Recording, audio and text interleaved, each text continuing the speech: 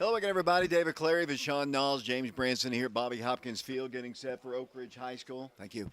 Oak Ridge High School baseball. The Wildcats taking on the Central Bobcats.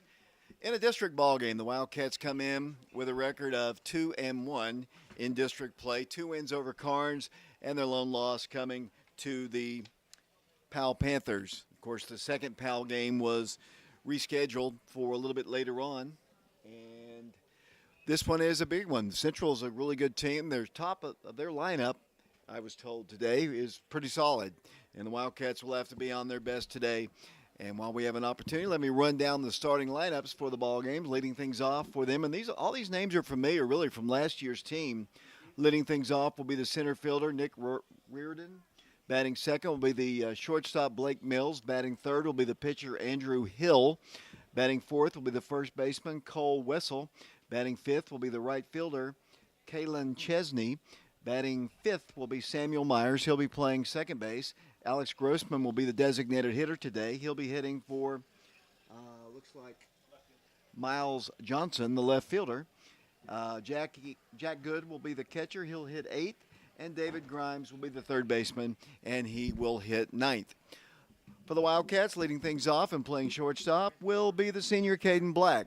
Batting second will be the sophomore, playing third today, Mikey Teasley.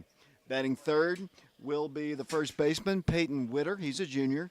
Batting fourth will be the freshman, playing catcher, Parker Free. Batting fifth will be the pitcher, sophomore, Camden Welch.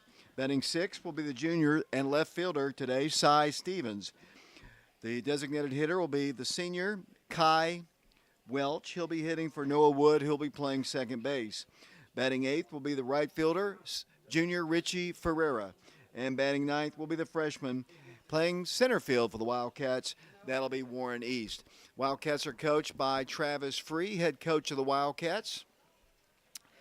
Threatening weather for tomorrow. The Wildcats are scheduled to play Central at Central.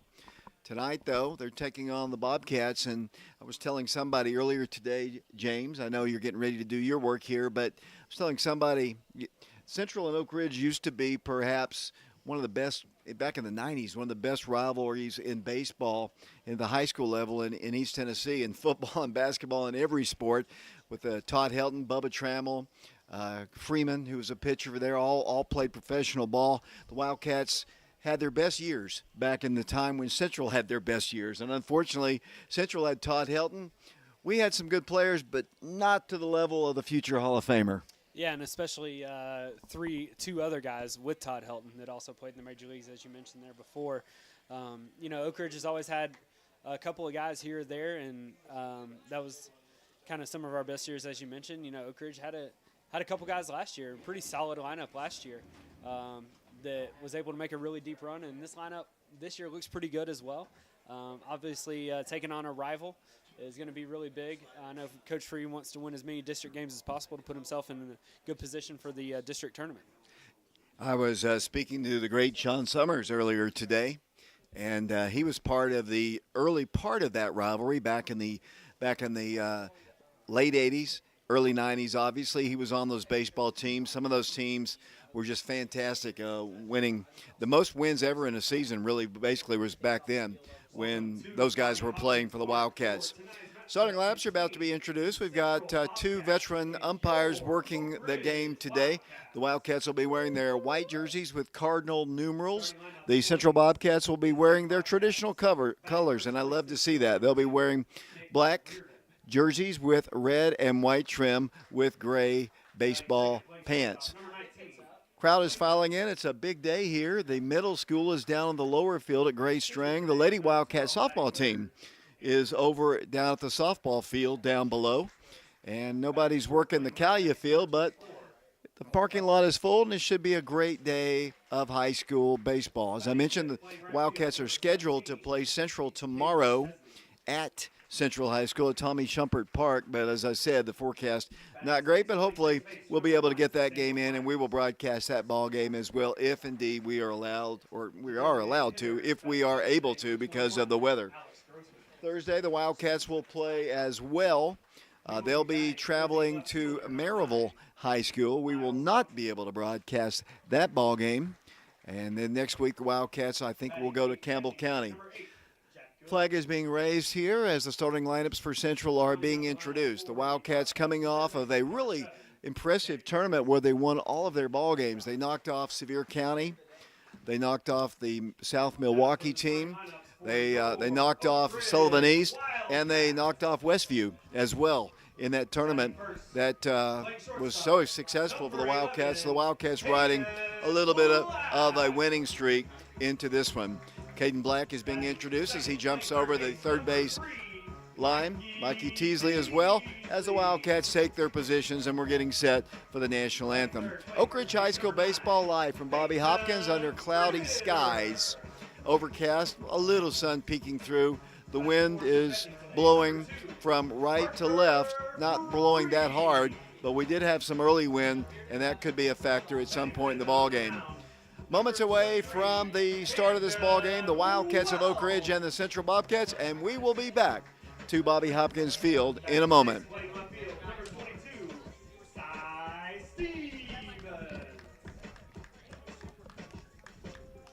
Batting fourth, the designated hitter, number 4, Kyron Wells.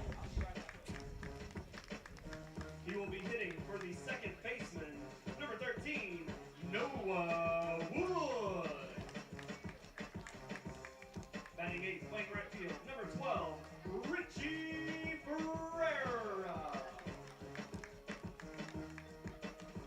Rounding out the lineup, the center fielder, number 14, Warren East. Wildcats are coached by head coach Travis Freed, assisted by Jeremiah Ball, Will Maddox, Kevin McKeithen, and Ben Peters.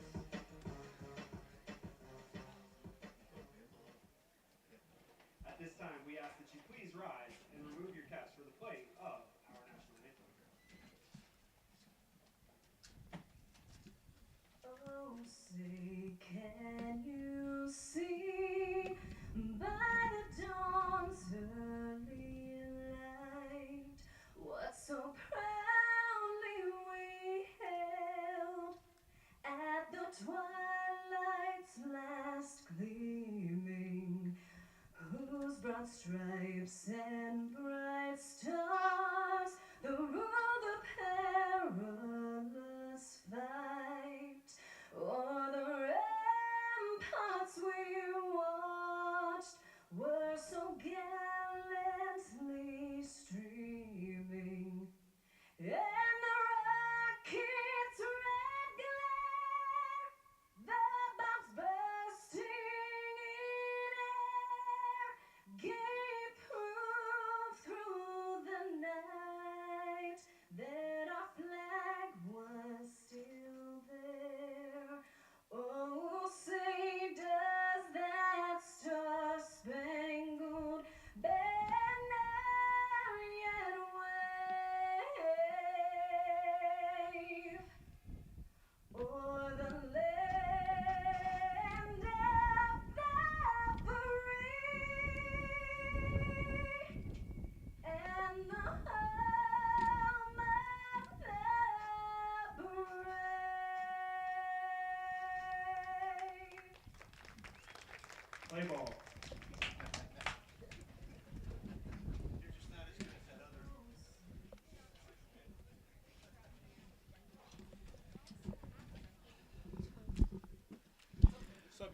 And we're just moments away from the start of this ball game. The national anthem has been played.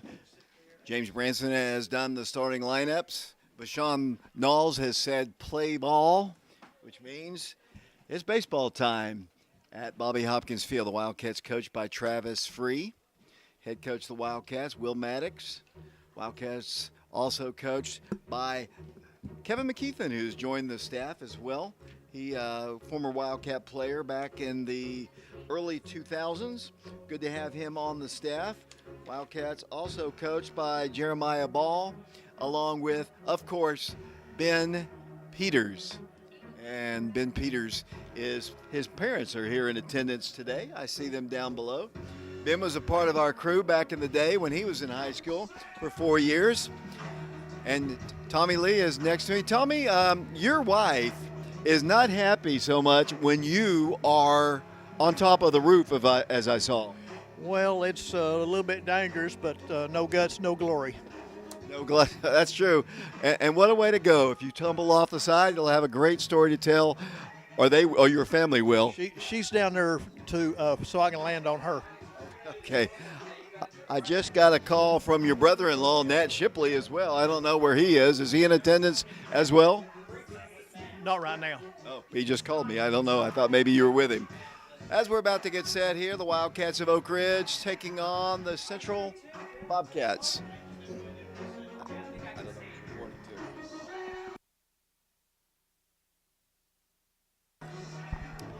And here we go. Cam Welch is pitching. The long throw down by Parker Free, a little longer than he wanted it to be. It went over the second baseman's head, but nicely backed up by the second baseman, Warren East. Went over the top of the shortstop, Caden Black, and we're about to get set. It'll be Nick Reardon, the center fielder, leading things off, and we're about ready for this District 3 game to start. Carpenter bees are out, as I can see. They're kind of a nuisance, around my house especially. As the left-hander Nick Reardon steps in against the left-handed throwing Cam Welch. You can hear the Oak Ridge dugout making noise. The first pitch of the game, I guess, is low, and the count is 1-0, strikes. Might have been a little outside. 1-0, strikes the count. Lefty versus lefty.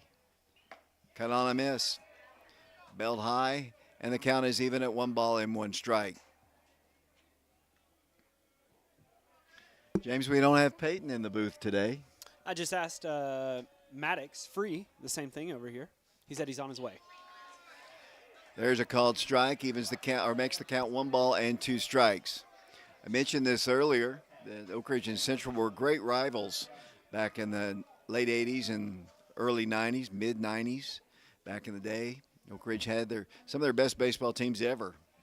But unfortunately, Central had a little bit better team, 3 major league players. That ball's ripped to left field, right to the left fielder, Cy Stevens, who makes the catch, 4 out, number 1.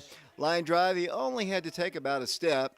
It was off the end of the bat, and that is out number 1 here in the top of the first.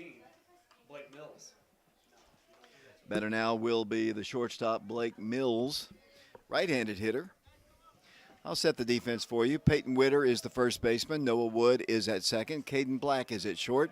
Mikey Teasley in on the grass. He's the third baseman. The pitch is a called strike right down the middle. Cy Stevens is in left. Warren East is in center. And out in right field is Richie Ferreira.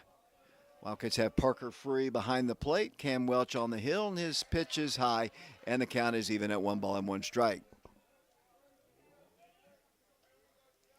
Yeah, it's busy. Softball team, middle school, a varsity game, and I would assume maybe a junior varsity game after this one. That pitch is low and inside. 2-1 strike. I mentioned the other day when we were broadcasting here that probably by the end of the week, all the trees out in the outfield will be budding green, and for the most part, I can see the green coming in. Here's the pitch. That's high. I believe the count is 3-1 strike.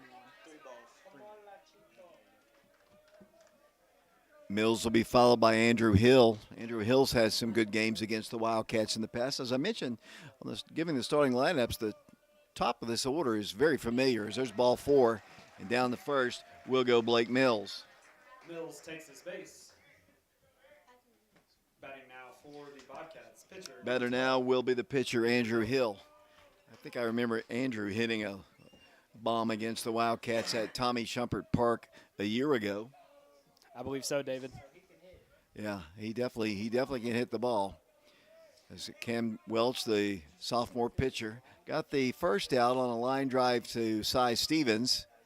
Walked the number 2 hitter. There's 1 out, 1 on. Throw over to first. Not a big lead at all for Mills. And he's easily chased back to the bag. I was looking at the lineup. I think there's 5 or 6 starters from this team last year. Obviously, Reardon, Hill, Chesney played a lot last year. Myers, Good, and Johnson. Yeah, I cut on a missed. Count is no balls and 1 strike. Oak Ridge has some players that have played in the past, but they're much more youthful than the Central team. The players that we played last year, a lot of them were freshmen. Teasley comes to mind. Pitch Camden Welch, our pitcher today, he was a freshman a year ago. In the lineup currently, I believe right now there are, let's see, 2 freshmen at least, 3 freshmen with Noah Wood. Center fielder, the catcher, and the second baseman are freshmen for the Wildcats. Throw over to first, and back to the bag will go Mills. And then you also, as you mentioned, have Camden Welch, and who's a sophomore, and Mikey Teasley, who's a sophomore. Right, and right now only 2 seniors out there. That's Caden Black and Kai will be the designated hitter, I believe, today as that pitch is fouled back. 1 ball, 2 strikes, 1 out, 1 on. Top of the first district ball game here at Bobby Hopkins Field in Oak Ridge. I ask this trivia question every single year. James, I don't know if you've ever answered it. We'll get this following this strikeout. I'll ask you the question. 1 ball, 2 strikes. That's not a strikeout. That's a base hit to left. So hard hit ball, and the Bobcats have runners at first and second and 1 out. Batting now for Central, the first baseman, number 24. First baseman, Cole Wessel. Do you know who Bobby Hopkins is or was? I actually do. Played baseball here at Oak Ridge. I'm assuming he played many sports, as talented as he ended up being. Went on to play at the University of Tennessee and was an All-American for Tennessee. Played in the World Series, College World Series. Yes, sure did. Good job there, James. Pitch to the plate is a called strike. Played a little professional ball.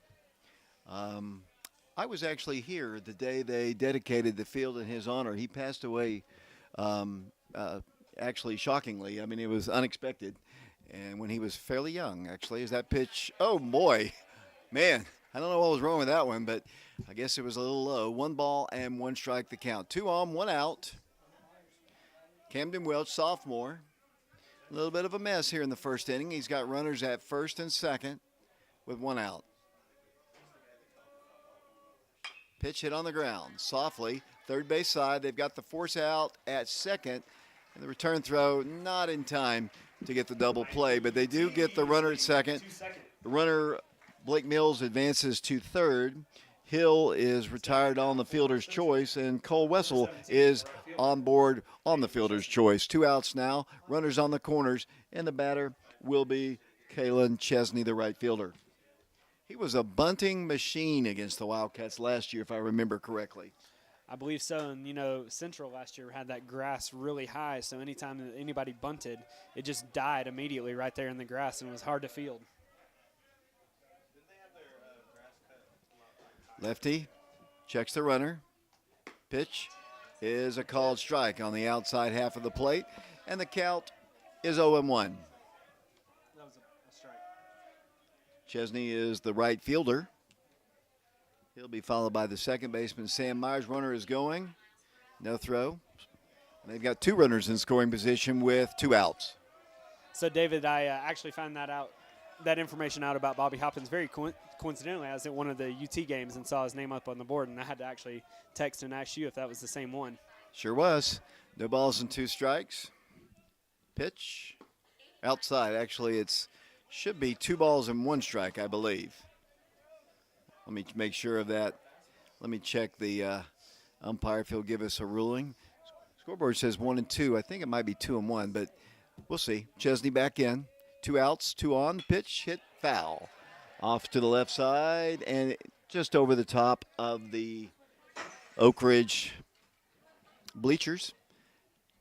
And we're definitely, now there are 2 strikes on Chesney. Runners at second and third.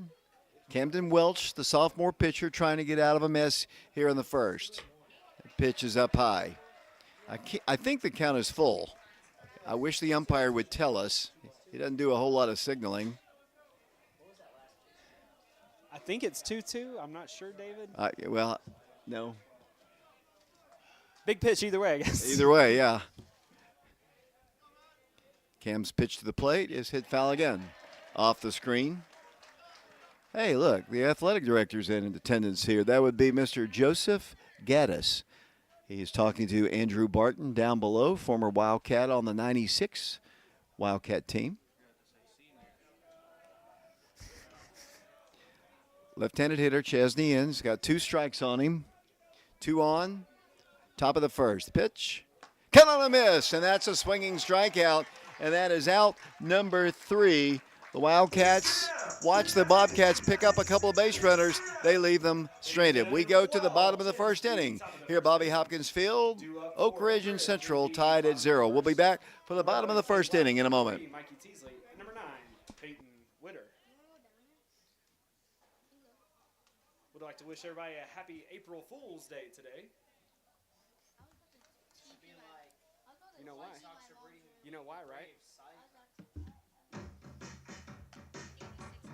know why, right?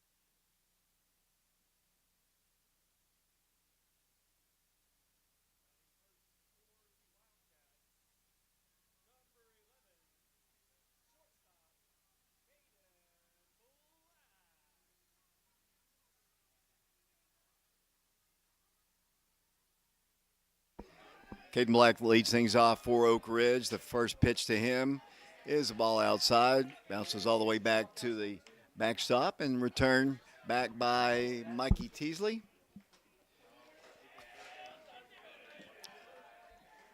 Kind of a cloudy, overcast sky. Here's the pitch to Caden on the outside corner at the knees for a called strike. That evens the count at 1 ball and 1 strike. James, what about those songs? I have no idea what's happened.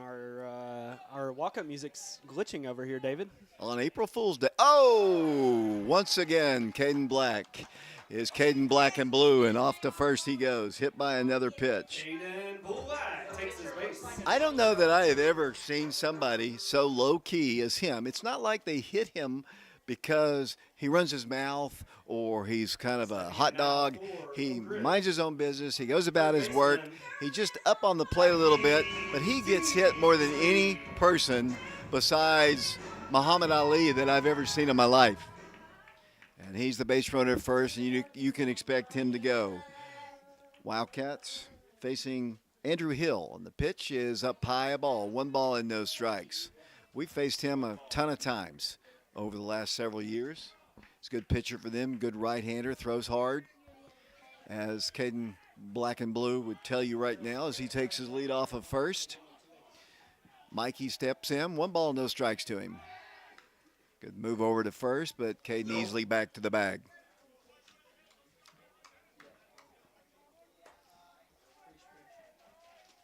Hill once again checks the runner. Bigger lead this time for Caden.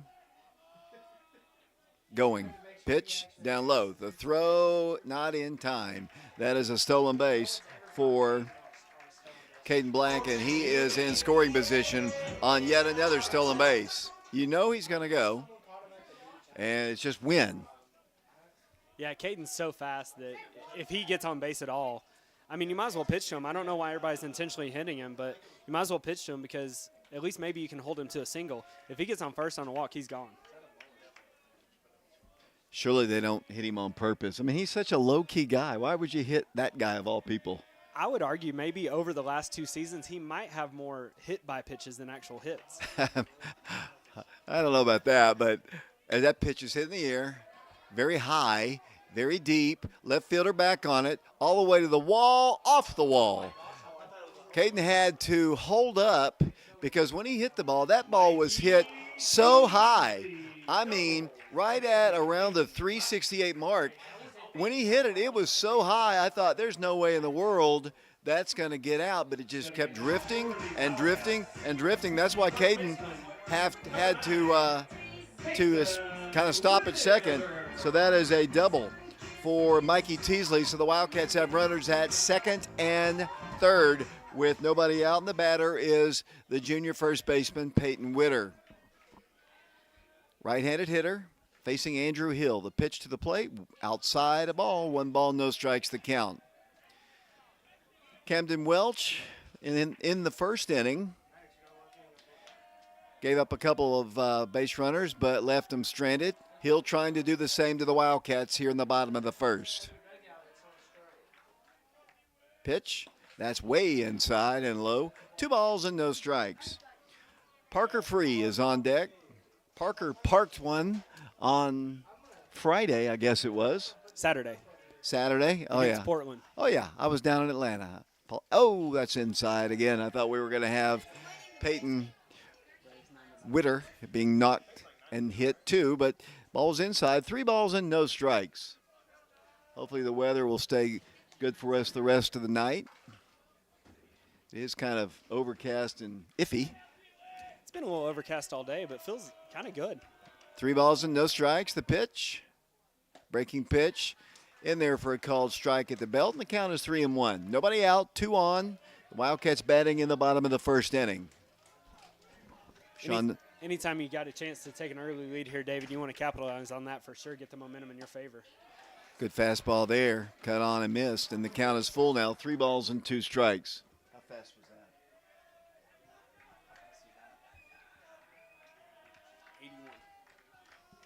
81 mile per hour fastball, 3-2 pitch.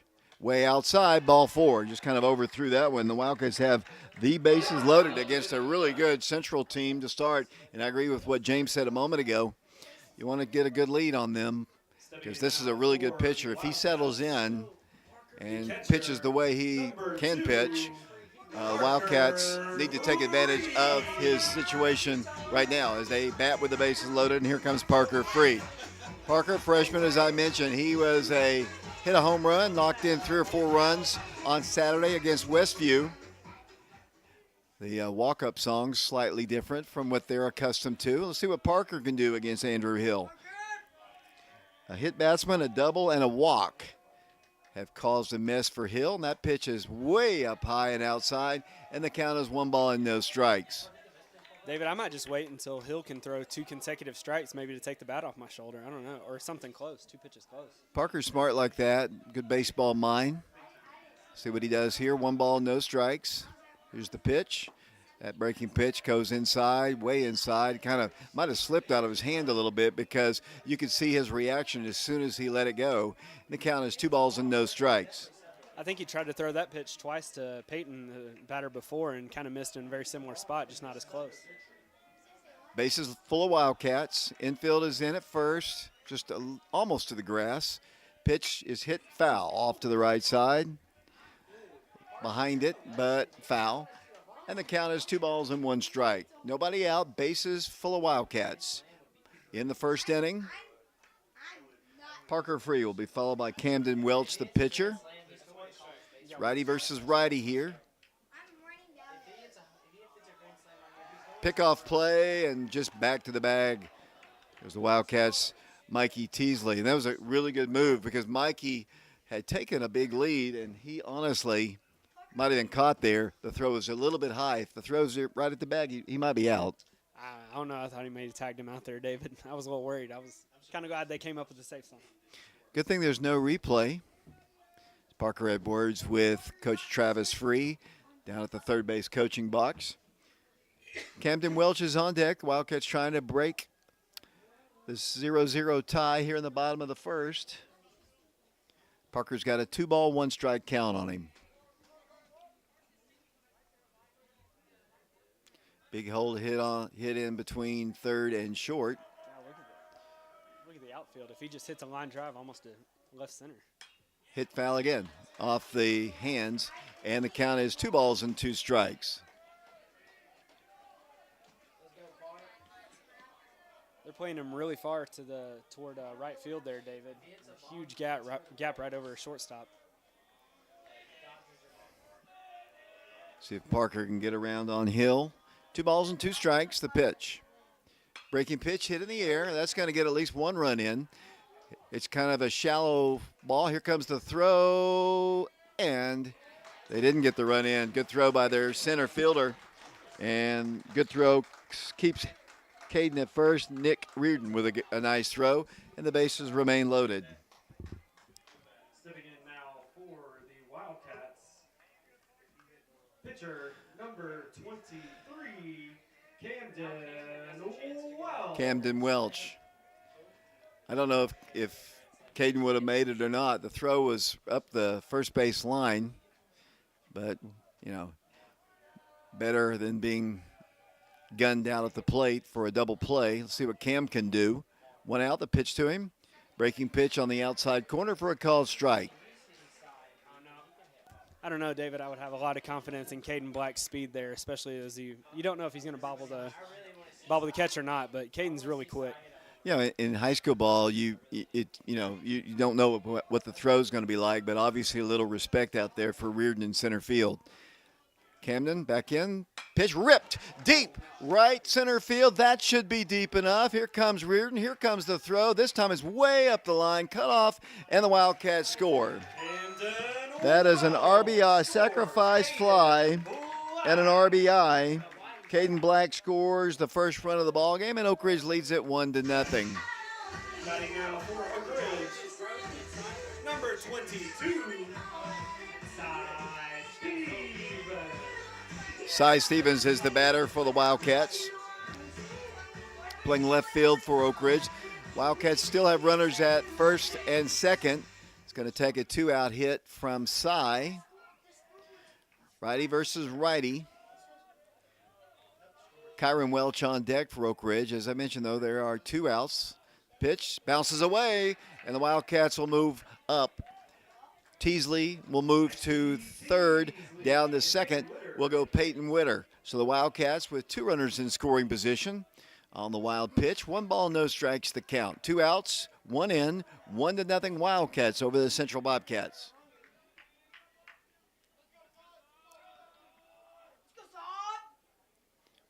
Andrew Hill's pitch, inside. 2 balls and no strikes. Really love it to get a single here, David, just to score 2 more runs, get you 2 insurance runs heading to the second inning for sure. Cy ahead in the count, 2 balls and no strikes. Kyron Welch, as I mentioned, he's on deck. Pitch.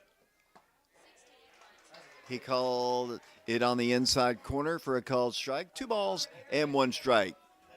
I think that pitch is the pitch he was looking for against Peyton and Parker, the last at-bats with them. Yes, caught the corner. 2 balls, 1 strike. Stevens is a junior. Came over, I believe, from Hardin Valley. I think so. I might be wrong. I frequently am wrong. 2-1 pitch, hit foul. Back our way, off the netting, and the count is 2-2.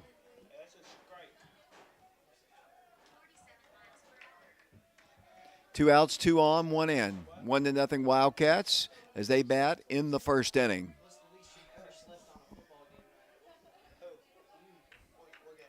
Stevens back in. Kind of up in the box a bit. Andrew Hill checks the runner Teasley at third. The 2-2 pitch. Hit up the middle softly. It's going to be a bang-bang play. Here's a high throw, but in time for the out. The ball was hit softly up the middle. Shortstop was kind of shading a little bit, or the shortstop was shading a little bit more towards second base, and he makes the play for out number 3. But the Wildcats do take the lead, 1-0. The Wildcats on top. We'll be back on our YouTube channel, Prep Radio, in a moment.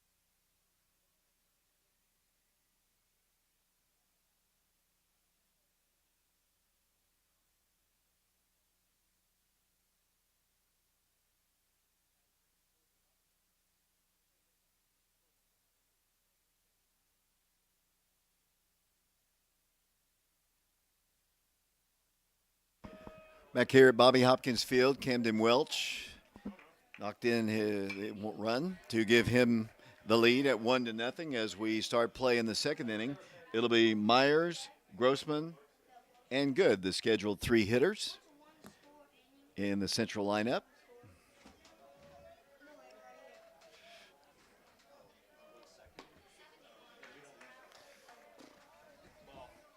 Ball 1, 1 ball, 1 strike, the count. Myers is the second baseman for the Central Bobcats. 1-0 Oak Ridge. The pitch from Cam.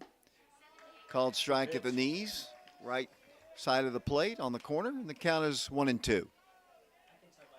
Nice to see Cam work out a little bit of a situation there in the first inning, David. Hope it's a lot cleaner second. 1 ball, 2 strikes, the pitch. Hit in the air, right side. Peyton Witter back on it, but Noah Wood has a better angle, and he makes the catch for out number 1. Wood makes the catch in the grass in shallow right field, and that's 1 out in the second inning. Batting now for the Bobcats, the designated hitter, number 21, Alex Grossman. Alex Grossman is the designated hitter today in the central lineup. He's hitting for the left fielder, Miles Johnson.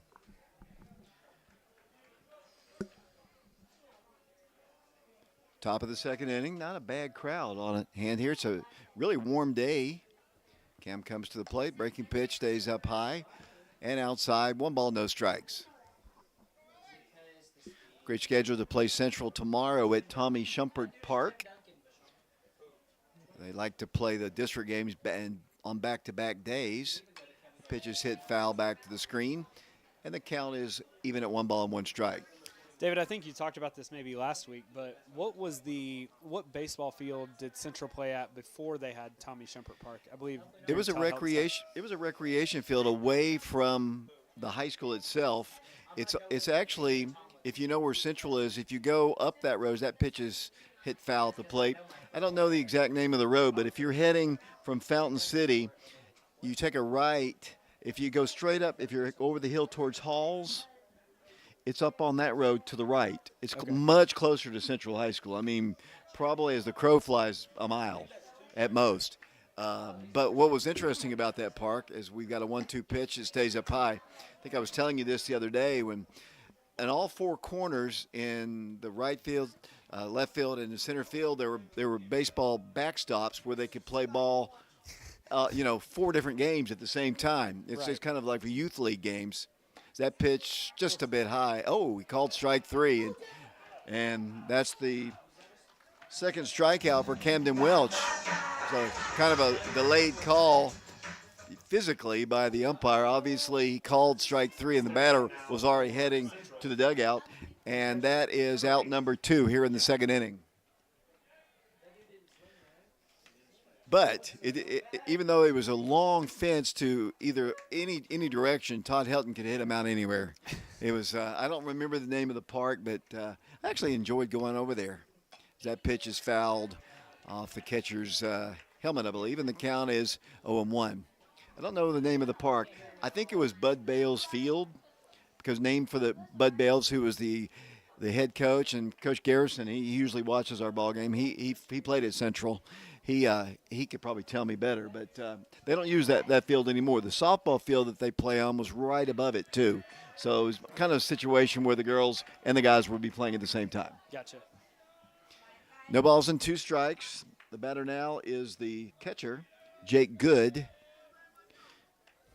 He's a lefty versus the lefty. 2 outs, nobody aboard. 1-0 Wildcats. That pitch a little outside, and the count is 1-2. Yeah, as I think about it, there's been several teams that have changed fields in the district since I've been watching high school ball. Halls, Central, and Carnes. That pitch is outside, 2 balls and 2 strikes. Campbell County's played pretty much the same area, and I've told you that story a billion times about Campbell County. I won't go to Campbell County this year because I'll be in Atlanta, but you remember that house out there in the alley? Yeah, you remember the story.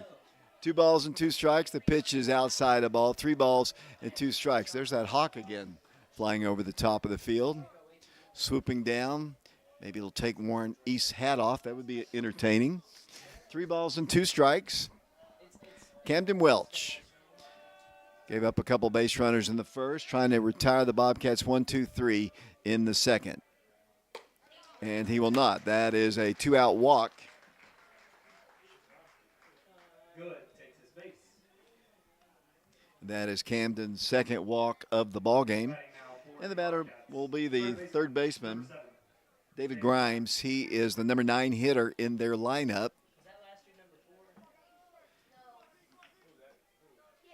Grimes steps in. He's a righty. 1-0 Wildcats. Top of the second inning. Bobby Hopkins Field on our YouTube channel, Prep Radio. The pitch up high. Parker says, get it down. Cam, get it down.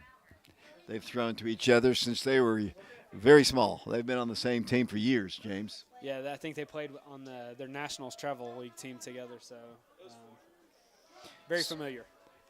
Runner going, pitches a strike. Oh, beautiful throw, and he is out. Caught stealing. You're out. There's no recourse, buddy. There is no video evidence to show that whether you were safe or out. Parker just threw a missile down to second base, and he is caught stealing for the third out of the inning.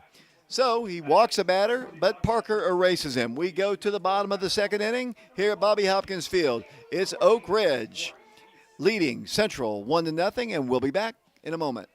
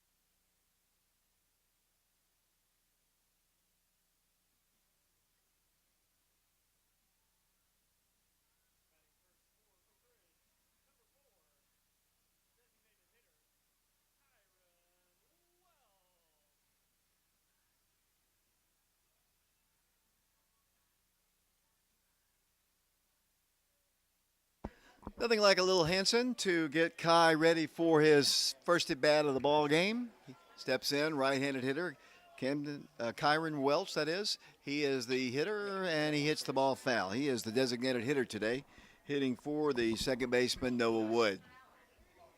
So I figured it out. I think the walk-up songs are a tribute to April Fool's Day. Correct, James? I have no idea what you were talking about, David. One strike pitch is outside. Evens the count at 1 ball and 1 strike. The phone's just not working. It's glitching all over the place. 1 ball, 1 strike. Nobody on, nobody out. The pitch, ooh, cut on a miss. Good pitch there by Andrew Hill. Got way ahead of it and missed it. 1 ball, 2 strikes. Speaking of April Fools, 1 ball, 2 strikes. Nobody out. Nobody on. I didn't say anything, Vashon. That may have gone over somebody's hair. Hard to get over that hair. That pitch is high and inside. What? Nothing, friend. Kai back in. Pitch from Hill is hit to the second baseman on a soft line drive, and that is out number 1.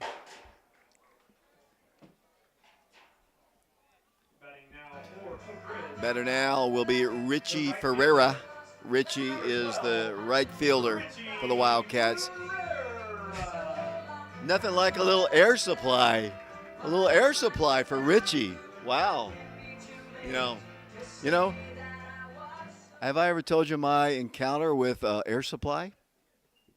One of my I believe so, but I don't remember the story. one of my many jobs that I had when I was in college, I was working at Six Flags Over Georgia, and Air Supply was doing a concert at Six Flags. That pitch almost hits him, and I was the foreman of the what they call the free fall ride. And I get a call from the management and saying Air Supply wants to ride the free fall. That pitch is low and outside, 2 balls and 1 strike. So I said, okay. So we Air Supply, the two guys come in through the exit. They get on the ride, and they ride it. That pitch is way outside, 3 balls and 1 strike. And they want to ride it over and over and over. They went around 3 times where we had to stop the whole line for Richie Ferreira's favorite group, Air Supply. That's my as Richie walks. And now Warren East will bat.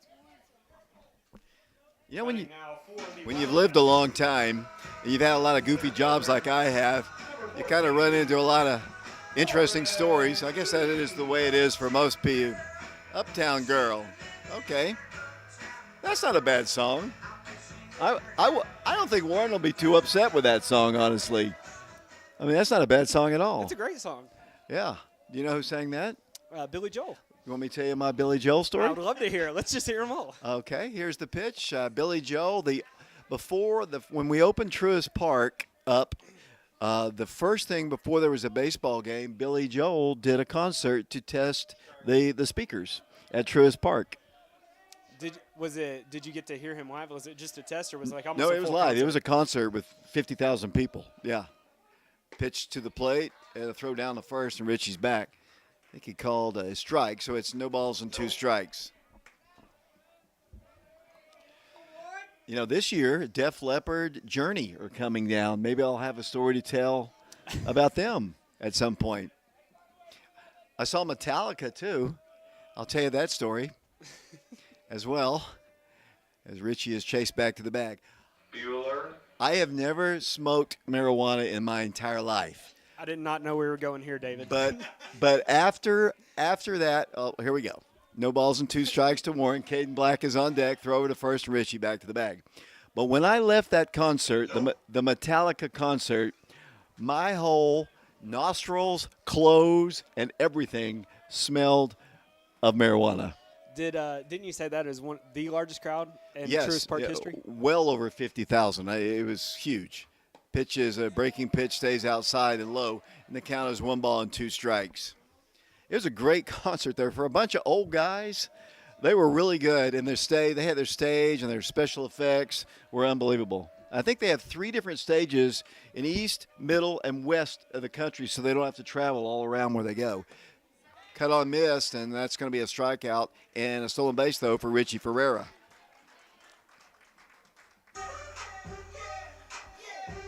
So that's out number 2 in the second inning. The Wildcats will need a hit from their leadoff man, Caden Black. The shortstop, number 11, Caden Black. Caden is the batter, hitting from the left side. Caden was hit by a pitch, stole a base, and scored the only run of the ball game to this point. Andrew Hill, right-hander, comes to the plate. Ball bounces away, and Richie's going to advance to third. Ball bounced right at the plate. I'm not sure whether it was a pass ball, wild pitch. I mean, I think most likely probably in the dirt. So Richie's at third, so another bad one. Maybe the junior can come sprinting home. Maddox just asked if our songs were fixed, David. Breaking pitch, they say, is outside, and the count is 2 balls and no strikes. Well, Maddox, I think actually Coach Branson knows exactly what he's doing by playing him. I have no idea. 2 balls and no strikes. Maddox, it's an April Fool's joke. I think that's what he's doing it for. There's a called strike, and the count is 2 balls and 1 strike.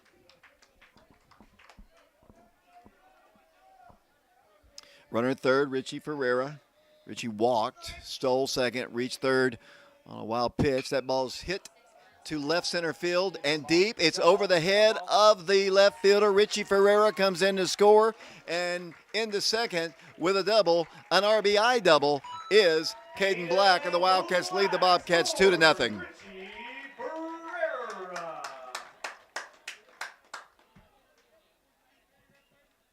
Stepping in now for the Wildcats. So Richie scores run number 2, 2-0 Wildcats. And the batter now is Mikey Teasley. Mikey had a double in the first inning. Wildcats loaded the bases in the first, were able to score a run.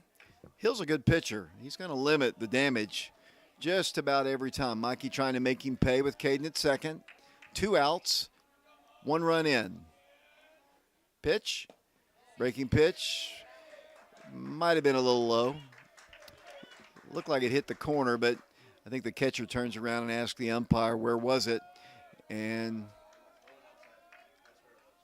they're going to intentionally walk Mikey.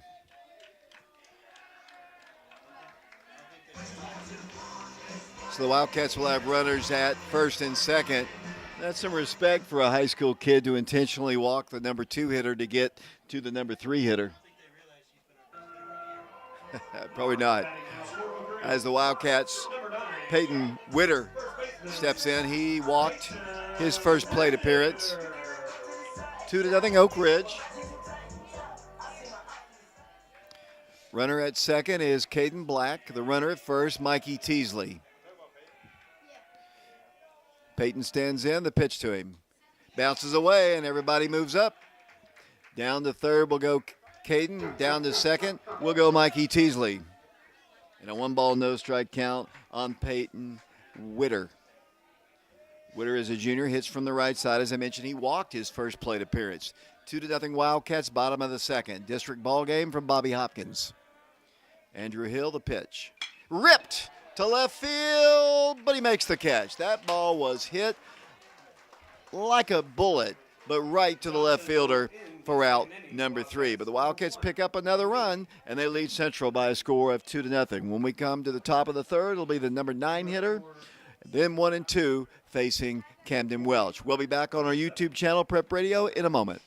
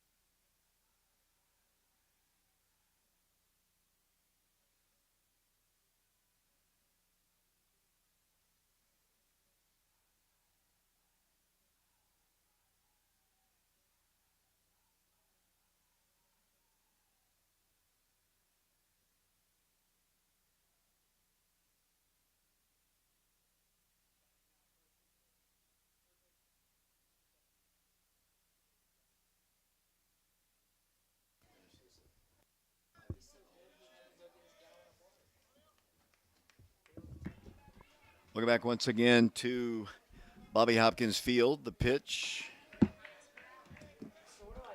is a ball or a strike to the third baseman, David Grimes. Pitch hit foul at the plate, and the count is 0-2. Camden Welch started the ball game. His team leads it 1-0. Andrew Hill has really done a good job limiting the damage as Camden comes to the plate. Hits the ball to left field. Cy Stevens over, makes the one-handed grab for out number 1.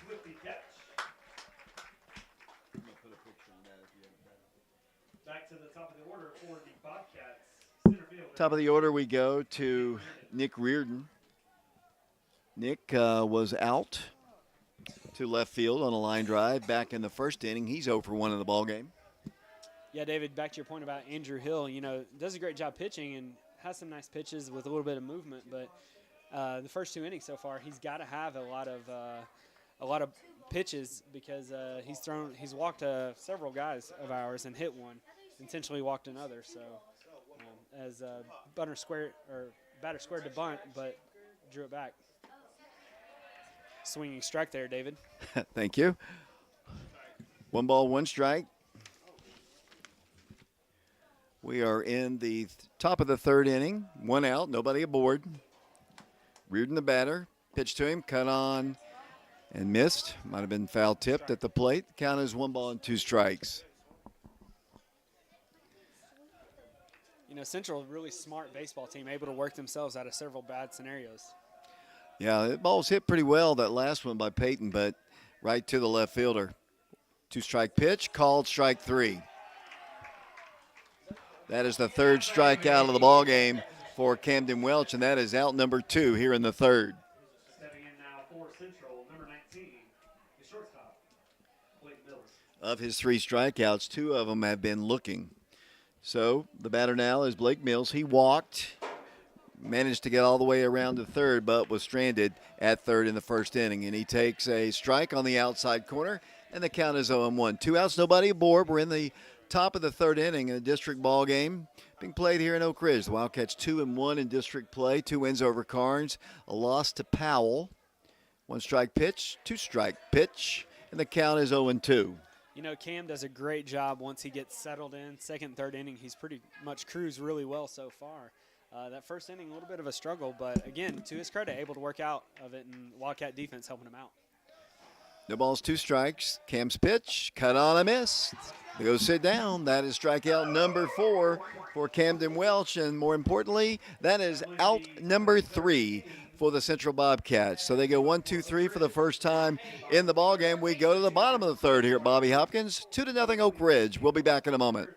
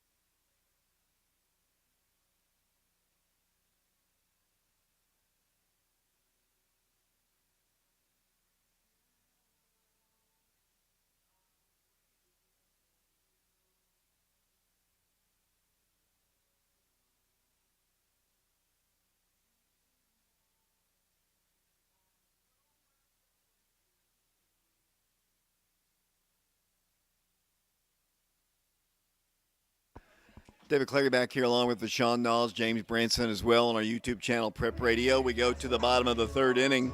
Oak Ridge on top of the Central Bobcats by a score of 2-0. Central team really good. They're a really good baseball team.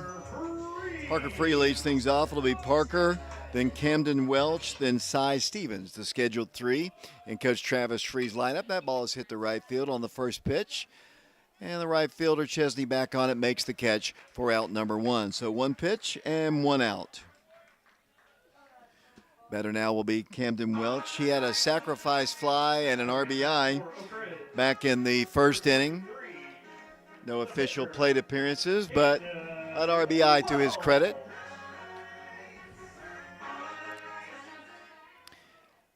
Camden, so far, so good pitching. Has 4 strikeouts. He's only given up 1 hit. He's walked 2. Pitch to him is on the outside corner at the knees for a called strike.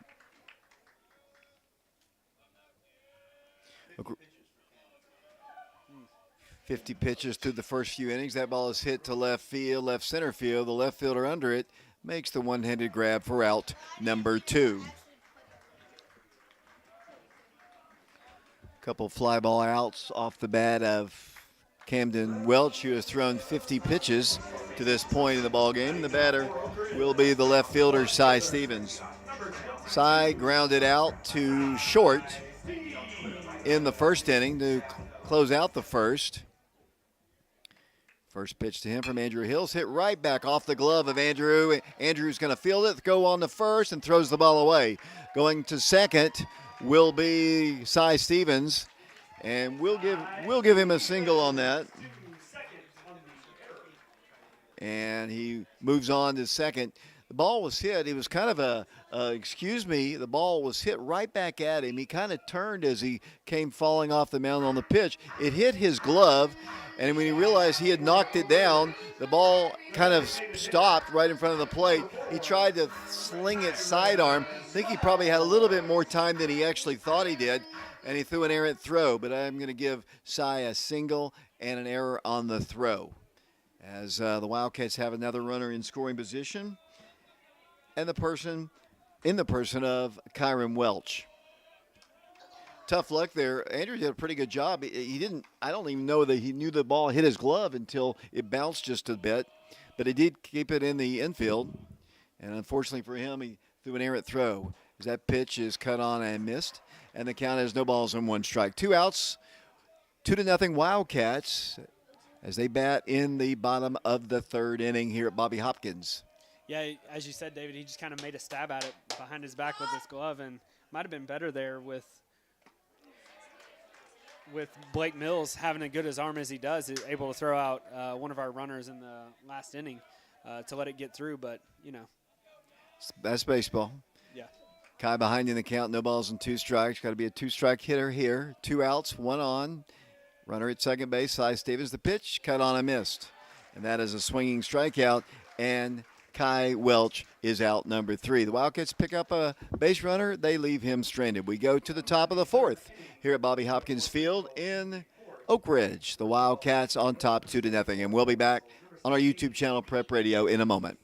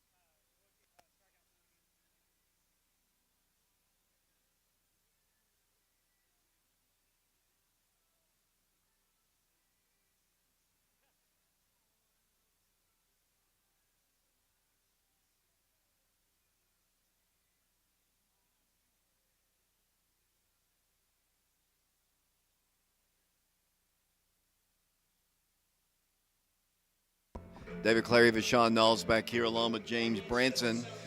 Wildcats on top 2-0 in what has been a pitcher's duel. Despite the fact that Andrew Hill has given up 2 runs, he's really limited damage. When he's needed to buckle down, he has. It'll be the 3, 4, and 5 hitters in the central lineup. It'll be Andrew Hill, Cole Wessel, Kalen Chesney. First pitch to Andrew is a called strike. Andrew reached on a fielder's choice back in the first inning. He's 0 for 1 in the ballgame. 51 pitches now for Camden. That pitch is outside and high, and the count is even. 1 ball and 1 strike. Once again, everybody up here pulling double duty except for Connor, David. You know, Connor only does one job, and I guess he does it well. I guess. Pitch is hit right up the middle. That's a base hit. That is the second hit of the ball game against Camden, and the leadoff man, and what a hustle there by Andrew Hill. He took advantage. I think Warren just kind of figured he probably wouldn't go, and he just never really stopped and got a double out of it.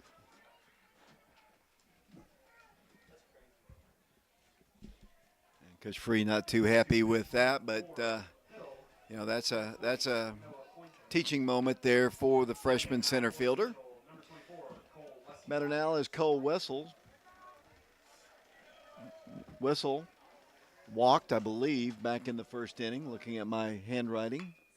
Ball is hit right back to Camden, and he makes the catch for the out. Camden Wells. That is the first out of the inning. Hill obviously had to stay put at second. Batter now is Kalen Chesney. Strikeout victim back in the first. Let's see if he lays one down. I just remember him, if he's the same guy I remember, just putting bunt after bunt after bunt down. They would bring him in just to bunt, remember, because he came in with 2 strikes. He squares to bunt there and hits it foul off to the left side. Because we were amazed that they would substitute somebody in to bunt on 2 strikes. Right. That time he couldn't get it down. He fouled it. Grass looks a little long in the infield, much like Tommy Shumpert Park. Chesney, a long look down third. Did you just say that Bobby Hopkins is like playing in a cornfield out at Tommy Shumpert Park? I don't think I said that. That grass was like as tall as I've ever seen over there, David. No balls and 2 strikes. At least last year it was. Yeah, and it will be. Well, I doubt. I don't know. We might play tomorrow, but just the forecast is just not good. I was talking to Sean Summers, and he was saying, hail, tornadoes, heavy rain. That didn't sound good. No balls and 2 strikes. I'm throwing out Sean Summers' name again. I'm sure Knox County will be out of school for that, though. Of course they will. They get out for wind over in Knox County. 1 ball, 2 strikes the count. Chesney the batter. Chesney was a strikeout victim, as I said, back in the first. Got 1 out. The Bobcats have a runner at second. Is that a runner for Hill out there, James? That ball is hit foul off towards Gray Strang Field and out of play. Count is 1 and 2. That is a designated runner for Hill, who's the pitcher in the game. That is number 20, Noah Pointer. Thank you. Pointer. Thanks for pointing that out to me. If I had a laser, I would point him out on the field. Good point. 1 ball, 2 strikes. Lefty versus lefty. Hit over the head of Mikey Teasley. Wildcats are would have had a play. Side tries to get the ball in. The ball just over the top of Mikey Teasley's glove at third, and they've got runners on the corners with 1 out. Stepping in now for the Bobcats. Second hit of the inning for Central. Number 1. So they've got the tying runners aboard, and the batter will be Samuel Myers. Samuel, little pop up to the second baseman Noah Wood to lead off the second inning. Runners on the corners in a 2-0 ball game. Andrew Hill, their pitcher, kind of limited his damage. Let's see what Camden can do. Got good speed at first, steps off the rubber. Back on he goes. As I mentioned, he's 0 for 1 in the ball game. Throw to first. Easily back to the bag. A very short lead. Incidentally, Peyton Witter still at first. Noah Woods at second. Caden Black is at short. Mikey Teasley still the third baseman. Cy Stevens in left. Warren East in center. Richie Ferreira is in right field. And Parker Freeze behind the plate. Camden Welch, the sophomore, to the plate. Took a stab at it. They asked for help, and they say he swung. Much to the disagreement of our friends from North Knoxville. David, I was just noticing on that throw over to first, I didn't realize Peyton is a lefty thrower. He bats right-handed, but throws lefty over there at first base. So quick throw to home if need be. That's kind of like Brian Leffler when he played baseball here. He did that unorthodox way. I asked his dad one time, Brian Leffler, our trainer, I asked him why he did that. I asked his dad that, and he said, I kept putting the bat in his hand, and he would just go to the right side. It felt more comfortable to him, and I guess maybe I'll ask Peyton that at some point. They've got him picked off if they want to go that way, and they throw the ball into the outfield, and they're going to score one run, and they're going to have a runner at third. They're going to get the green light. Caden Black's going to throw it home, and he's out. He's out. You're out. You're out. You're out. Chesney gunned at the plate. Third base coach, get a shot of their coach arguing. He ran all the way up the line. Caden gunned him. The throw was high. Parker puts the tag on him, and the argument continues. And he shows the umpire exactly where he was, where he put the tag down, and still continues to argue. It's a moot point. He's out. He's out. And it's 2 outs in the inning, but 1 run does score.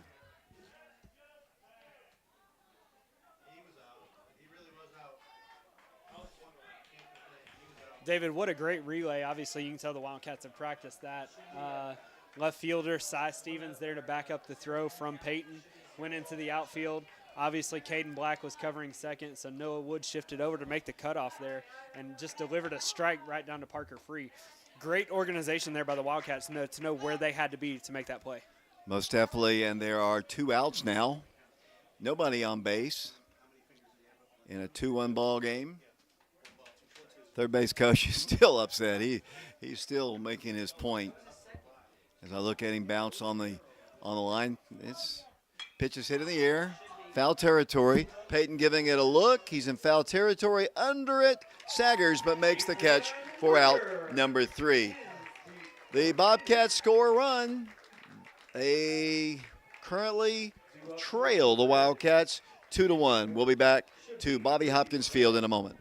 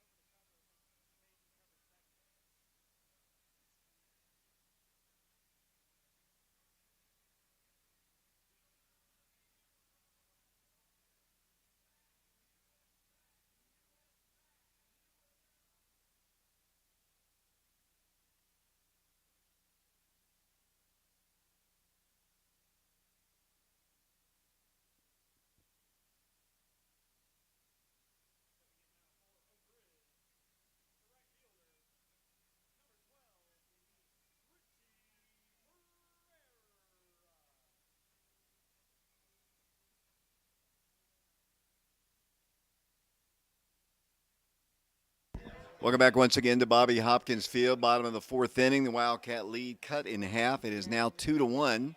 Wildcats in the lead. Richie Ferreira leads things off, takes a breaking pitch, outside corner, and the count is even at 1 ball and 1 strike, I believe. Nobody on, nobody out. Richie walked, stole a base, and scored a run. Swings, and he misses. And the count is 1-2. It'll be Ferreira, Warren East, and then Caden Black. Scheduled hitters in the fourth. 2-1 the score. Andrew Hill comes to the plate. Cut on a missed, and that is a strikeout.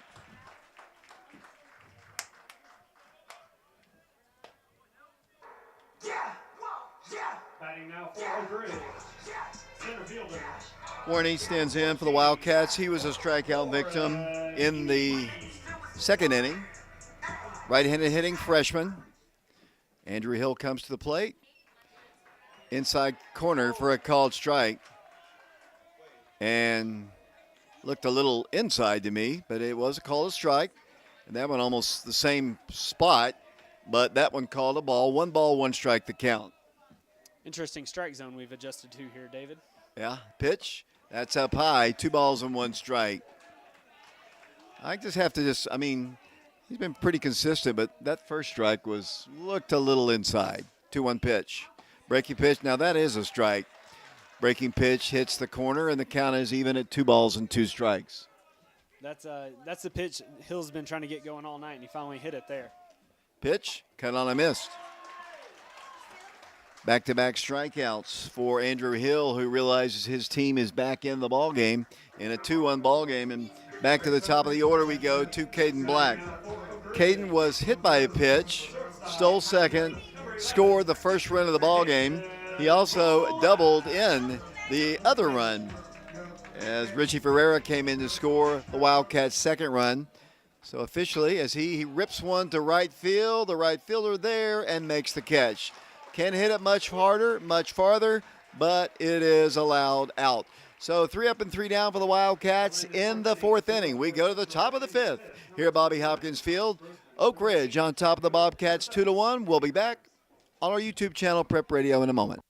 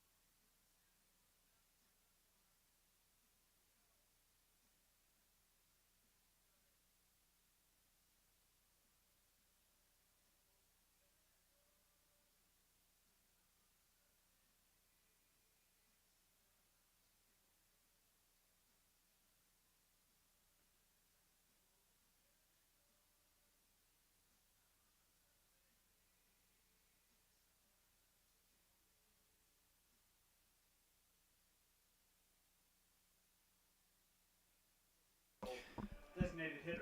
We go to the top of the fifth inning. It'll be the 7, 8, and 9 hitters in the Central Bobcat lineup. Grossman, Good, Grimes, the scheduled 3. Camden Welch has gone all the way for Oak Ridge, and his first pitch is up high, a ball. 1 ball, no strikes the count. I believe that was the first time that the Wildcats had been retired in order in the bottom of the fourth inning.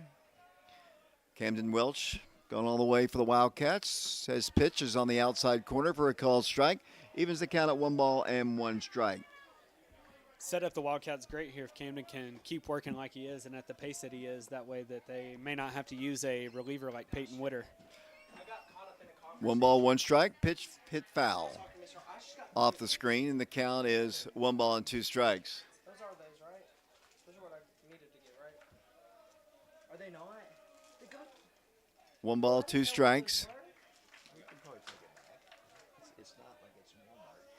1 ball, 2 strikes. Nobody on, nobody out. Grossman, the DH, hits the ball foul. Up the third base line, tracked down by the third base coach. Carson Fagan tries to track it down, but he is denied. And the count is 1-2. It's interesting that Grossman's their DH and hitting fairly far down for their seven hitter hole. Usually you want those maybe a little bit higher. You know, all coaches have different ways of doing things. 1-2 pitch is hit foul again. Let me ask Jeff how many pitches now Camden has. We'll ask him in a second. He's engrossed in his work, as is Connor, finally. And there's a Grossman at plate. Grossman back in, 1 ball, 2 strikes. What are you eating now, Vashon? That pitch is outside. Evens the count at 2 balls and 2 strikes. Sour punch, strip thing. I got a sweet tooth. I love candy, but yeah. I don't know if that was the exact thing that he wanted at the concession stand. 2 balls and 2 strikes. Cam comes into the pitch, is way outside and high.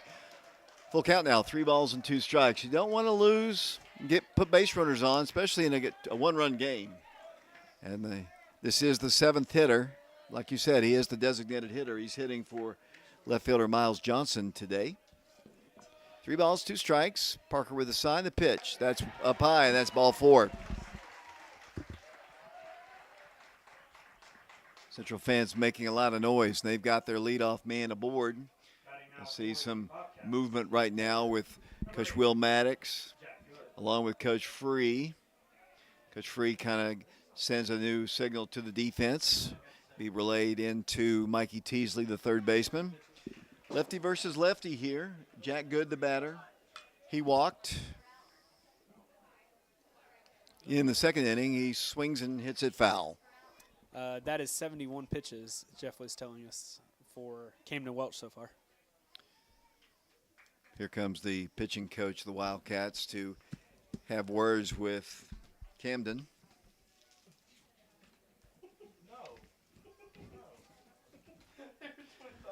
Jeremiah Ball, the pitching coach, played at Dobbins Bennett High School.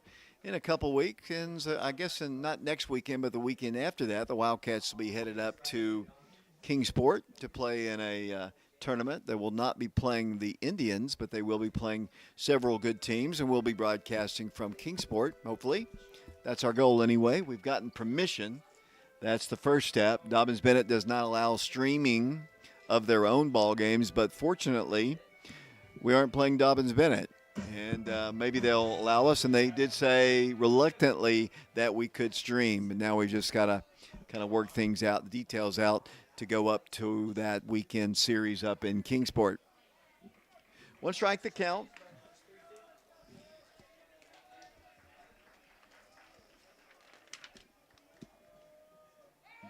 Throw over to first and back to the bag.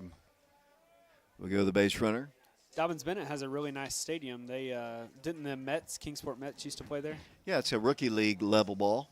I think they still have a team up there, rookie league. 1 strike the count, squares to bunt, cocks the bat back and fouls it into the parking lot. And the count is no balls and 2 strikes. Good as their catcher. He walked, as I mentioned.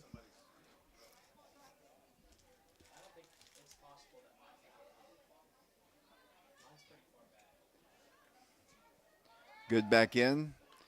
Runner at first draws another throw from Camden Welch. Wildcats kind of shallow in the outfield. Looks Cy Stevens is really playing shallow in left. Kind of a slightly built catcher. Hitting in the number 8 spot, the pitch.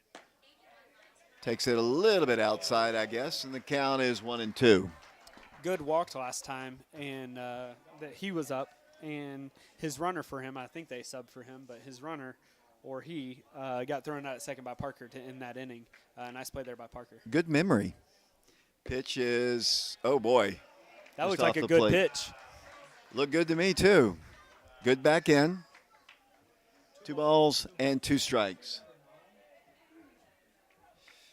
Runner at first base for the Bobcats. Nobody out. as they bat. Pitch to good. Hit foul again. Off towards the on-deck area of the Central Bobcats to our right. As we broadcast here at Bobby Hopkins Field, 2-1 Wildcats. Great pitchers duel between Andrew Hill of Central and Camden Welch of Oak Ridge. 2 balls, 2 strikes. Runner at first. Pretty good sized lead. Camden, the sophomore, comes to the plate.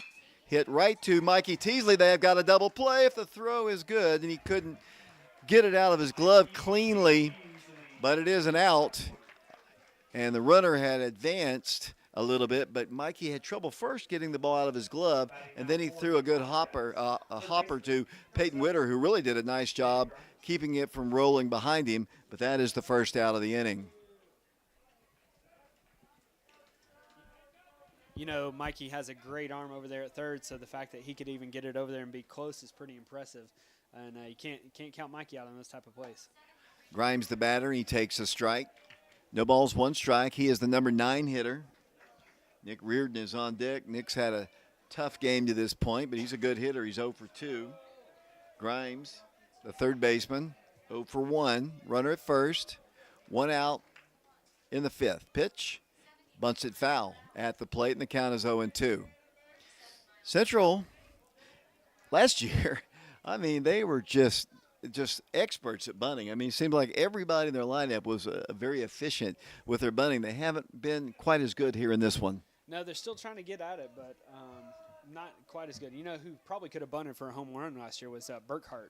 Yeah, oh yeah. Here's the 0-2 pitch. Cut on a missed. And that is a strikeout. And that is strikeout number 5 for Camden Welch. And the runners had to stay put at first base. The batter now will be Nick Reardon. Left-handed hitter against the lefty. Reardon 0 for 2 in the ballgame. Struck out looking his last time. Back in the 3rd. He swings and he misses at that one. And the count is 0-1. I'm sure you said this, David, but that is Camden's 5th strikeout. I did. Nick back in. 1 strike, 2 outs, 1 on. 2-1 Wildcats. Runner going. Now they got him picked off. Got to throw it, Peyton. And he does. And he is out. The Wildcats have once again gunned out a runner on the base paths. He was going. Camden threw to Peyton. Peyton fired it down, and the tag was applied for the 3rd out of the inning. They pick up a base runner. They leave him stranded. We go to the bottom of the 5th here at Bobby Hopkins Field in Oak Ridge on our YouTube channel, Prep Radio. And the Wildcats lead the Bobcats in this crucial district ball game 2-1. We'll be back on YouTube in a moment.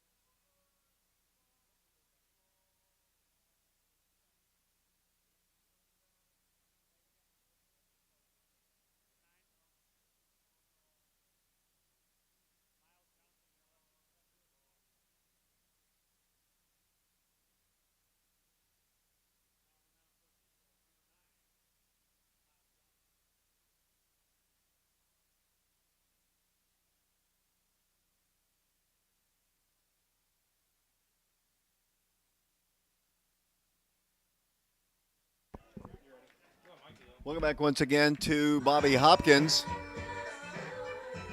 Miles Johnson takes over for Andrew Hill on the mound for the Third baseman. Central Bobcats. Miles started the ball game in left field. Now let's see where Andrew Hill is playing now in the field, I would assume. And Let me check, David. yeah, you want to take that bat out of the lineup for sure, as Mikey Teasley leads things off against Miles Johnson. A little bit of a delay as we start play in the bottom of the fifth. The batter for Oak Ridge is Mikey Teasley. He doubled, and he has walked in the ball game intentionally. And he leads things off in the bottom of the fifth in a 2-1 ball game. The pitch is a breaking pitch at the knees for a called strike. No balls and 1 strike the count. Miles is a right-hander. Has the sign, the 1-strike pitch. Hit on the ground. Second baseman fields it cleanly, throws on the first badly, and throws the ball away, and Mikey Teasley will advance down to second. Easy ground ball there, and unfortunately for the second baseman, Samuel Myers, he just didn't come up with it cleanly, and he throws a bad one, and the Wildcats have a runner in scoring position with nobody out. Stepping in now for Oak Ridge. Number 9, first baseman, Peyton Witter. Peyton Witter, the batter now for the Wildcats. Peyton is 0 for 1 in the ballgame, lined out to left. He walked in the first inning. Wildcats could use some runs here in a 2-1 ball game. Nobody out, runner at second. Pitch, called a strike. And the count is no balls and 1 strike. Teasley and Cy Stevens like to wear those kind of bright colored shoes. As Mikey takes his lead off of second base, Miles Johnson really made a good pitch, got a ground ball to the second baseman. He just didn't make a good throw. Yeah, Mikey with good contact there and just able to hustle it out and, not give up on the play there. Here comes the throw down and back. Mikey thought about going. The ball bounced away from the catcher just a bit, as you saw, but not far enough. Mikey thought about it, then thought better of it, and then they threw down and easily back to the bag he goes. 1 ball, 1 strike the count. Peyton, as I mentioned, he's 0 for 1 with a walk. Nobody out. 2-1 Oak Ridge, bottom of the fifth. Mikey takes a bigger and bigger lead off of second. The pitch is hit softly on the infield. First baseman in fair territory makes the catch for out number 1.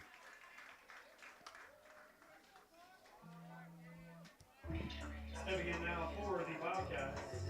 Number 2, catcher, Parker Reed. Parker Freeze, the batter. Parker flew out 2 times in this ball game, once to center field, once to right field. He is 0 for 2 in the ball game. Coach Travis Free has words with his base runner, Mikey Teasley, out at second base, and he returns to the bag. Coach Free keeping a watchful eye on his sophomore, who takes his lead off of second, while his son bats from the right side, 0 for 2 in the ball game. Miles Johnson in relief of Andrew Hill in the fifth. 1 out. Parker asks for timeout. It's granted, and he steps out of the batter's box. I would assume, David, maybe Andrew Hill goes to center where maybe not, but that's the only – I don't think that's Hill out there in left. So maybe they move there. That's what I was thinking, too. Maybe third base. I just can't tell the number. There's a balk, and Wildcats will get Mikey Teasley down to third. So mistake there by Miles Johnson. And now just a little bit closer to the Wildcats getting an opportunity to score. Parker with 1 out. Can do a lot more things at third, obviously. Now the infield comes in. That's maybe a mistake. As contact hitter that Parker is, anything hit hard is going to go through the hole.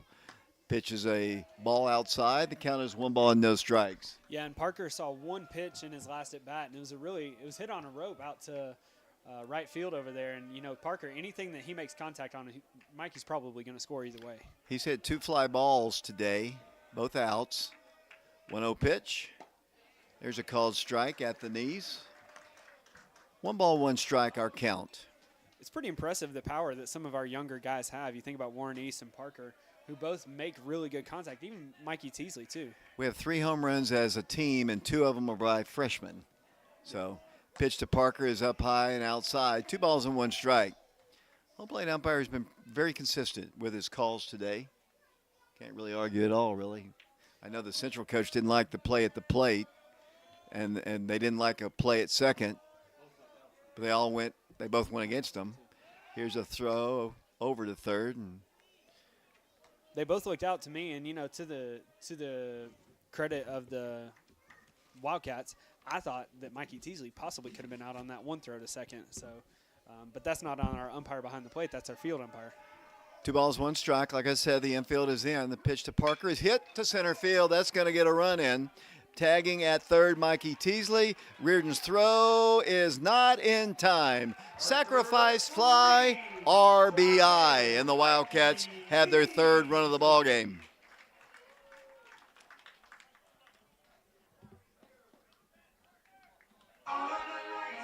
Mikey Teasley scores run number 3. The Wildcats lead it by a score of 3-1 now. So the balk really came into play.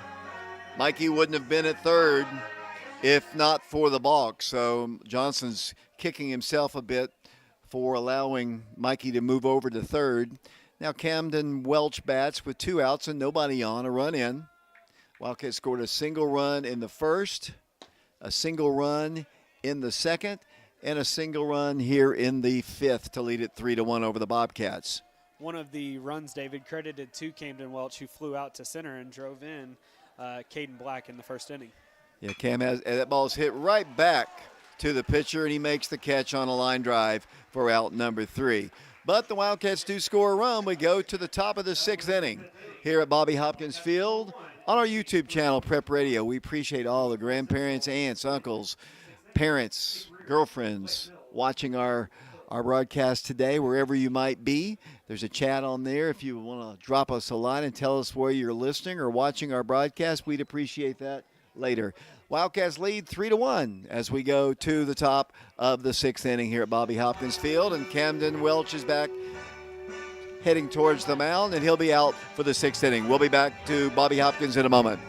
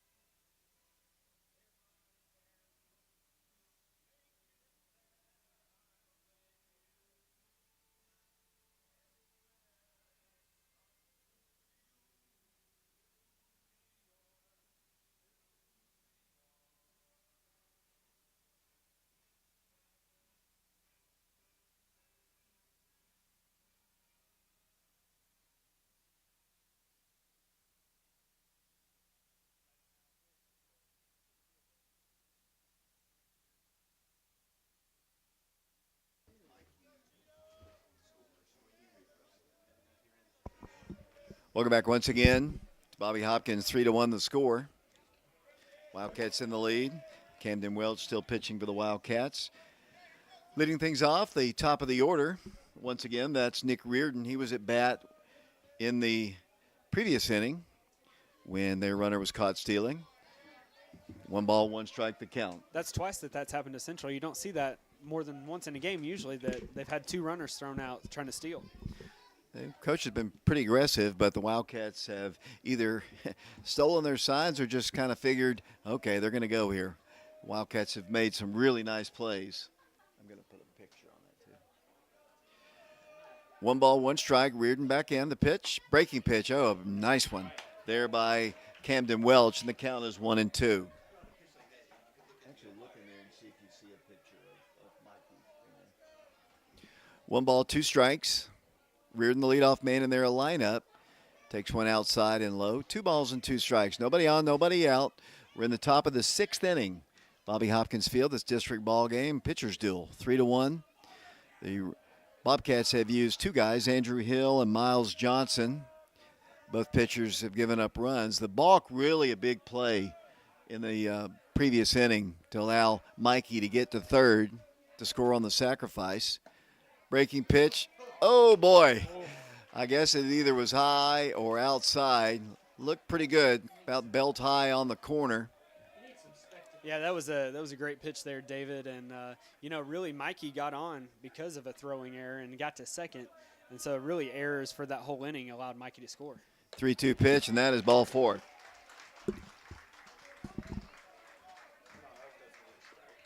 Reardon takes his base. Batting now for Central, the shortstop. So the leadoff man is aboard. The tying run comes to the plate in the person of Blake Mills. Mills walked and struck out in the game.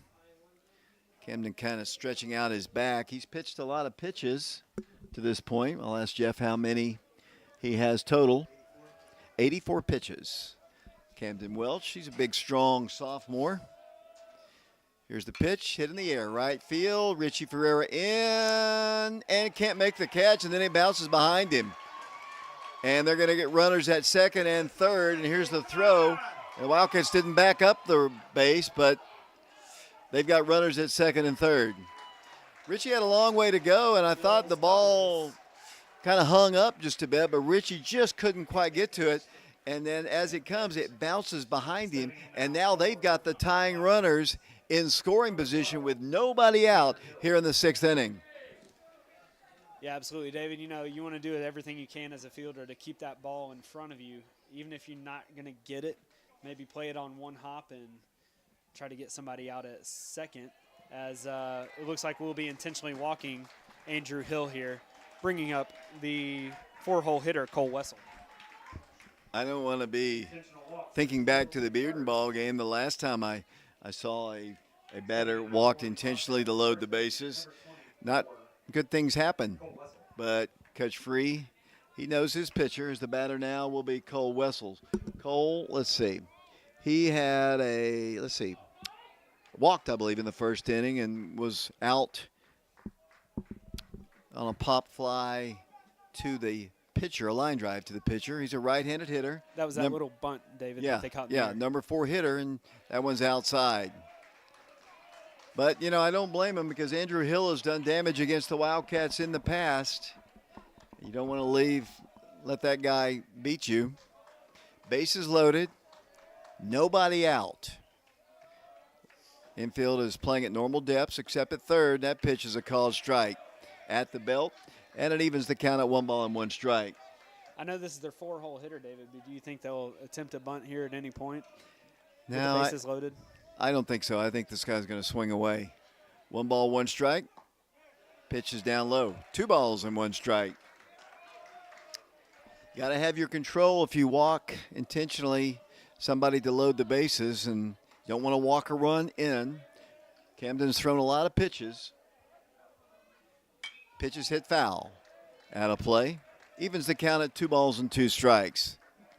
What a game. Really one of the better games we've seen in terms of just competitiveness. 2 good pitchers, some clutch hitting, just a good game. This series over the last 2 to 3 years has really been a tight one anyway, and really good games on all the way around. No real blowouts. 2-2 pitch. Hit in the air, foul again. Off to the right side and out of play. If I remember correctly, we had to have a walk-off against Central last year at our home game. Maybe Tyler Pickens or somebody hit a walk-off to take We the did game. have a walk-off. I think it was either him or Eddie. I can't remember. As it's a 2-ball, 2-strike count. The pitch, hit on the ground softly. It's going to be a bang-bang play at first, and he doesn't make the play. Throws it wild, and the run scores, and the bases remain loaded. Reardon will score. Stepping in now for the Bobcats. Right fielder, number 17. Bases remain loaded as the Wildcats commit their second error of the inning. Bases are loaded, 3-2, and there's still nobody out. And I wouldn't be surprised if we saw a squeeze here as Kalen Chesney is the batter.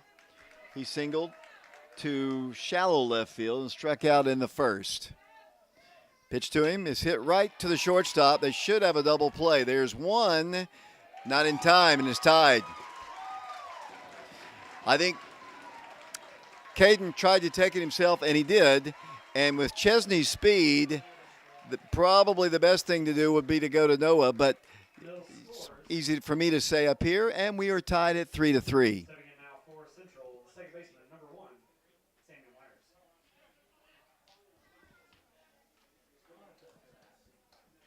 Fielder's choice. Looks like we're going to have a pitching change.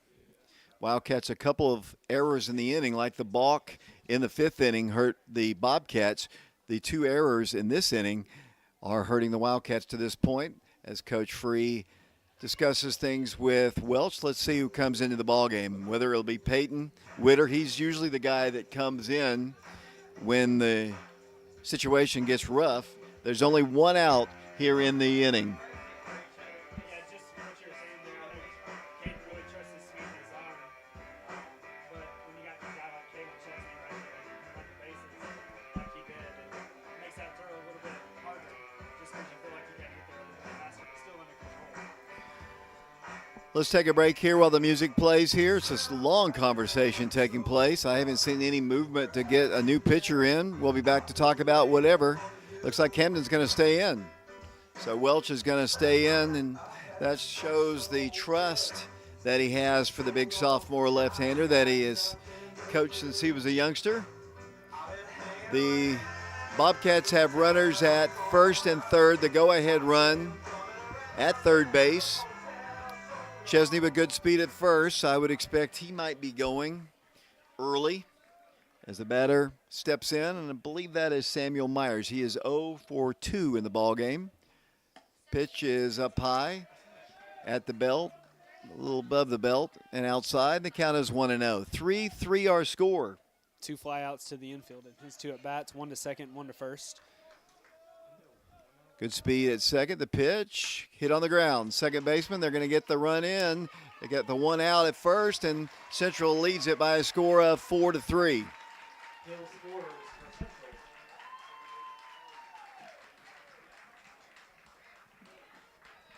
Stepping in now for the Bobcats, number 21, the designated hitter, Alex Grossman.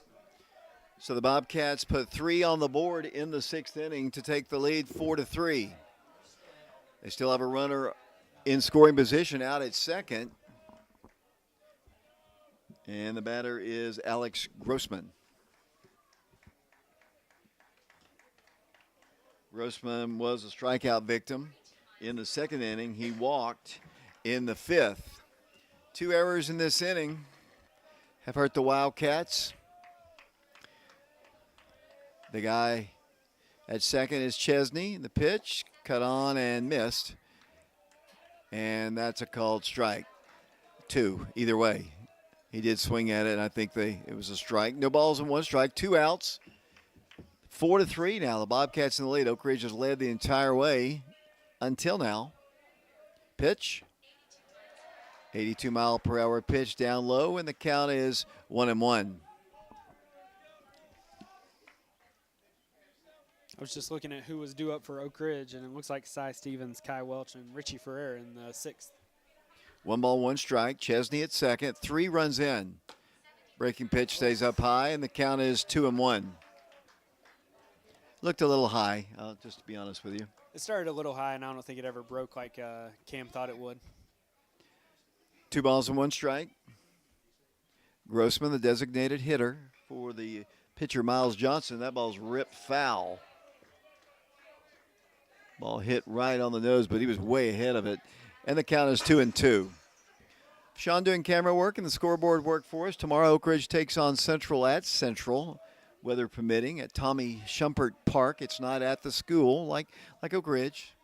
The field's separate from the high school itself. 2 balls and 2 strikes. Grossman, ball bounces away, and what's funny about that, Grossman was trying to get the runner to go, but then realized the ball wasn't that far away. He was like, go. No, don't go. But he didn't go, so it was kind of funny, his body language there. Chesney, Chesney's got a lot of speed. He's kind of like Caden Black on the bases. He could have gone and possibly been safe at third. 3 balls and 2 strikes. But they've run themselves out of a couple innings, too. So that pitch should be strike 3, and it is. And he is strikeout number 6 for Camden Welch. But the damage has been done. The Bobcats score 3 runs to take a 4-3 lead over the Wildcats. They did it with a couple of errors helping their cause. Wildcats coming to bat in the bottom of the 6th, trailing now 4-3. We'll be back to Bobby Hopkins in a moment.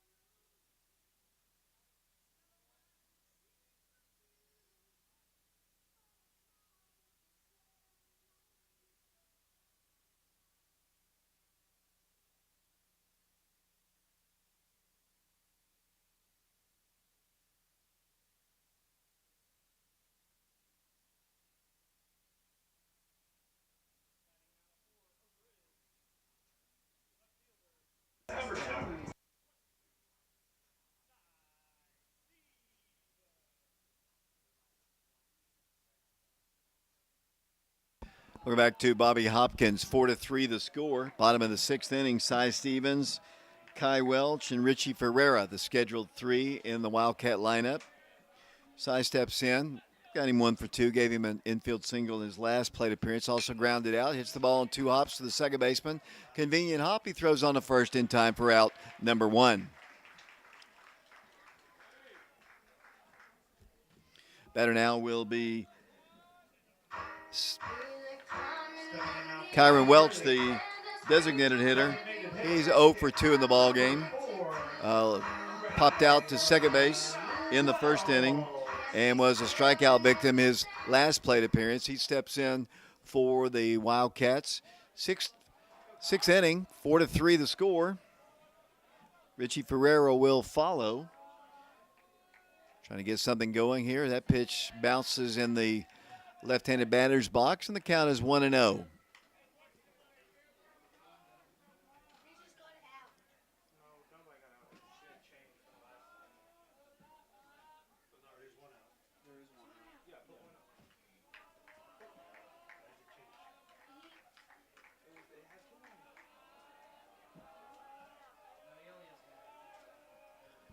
1 ball, no strikes. The pitch. There's a called strike. Evens the count. 1 ball and 1 strike.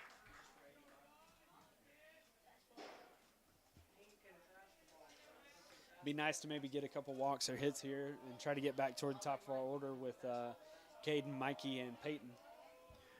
That pitch is a ball. 2 balls and 1 strike.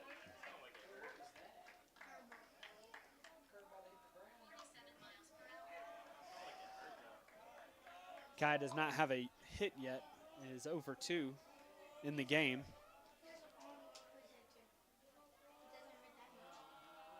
Waiting for Johnson to deliver the pitch. 2-1 pitch, hit in the air, center field. Center fielder calls for it, makes the catch for out number 2. 2 up and 2 down here in the 6th, and the batter will be Richie Ferreira. Richie has walked, stole a base, scored a run, and was a strikeout victim his last plate appearance.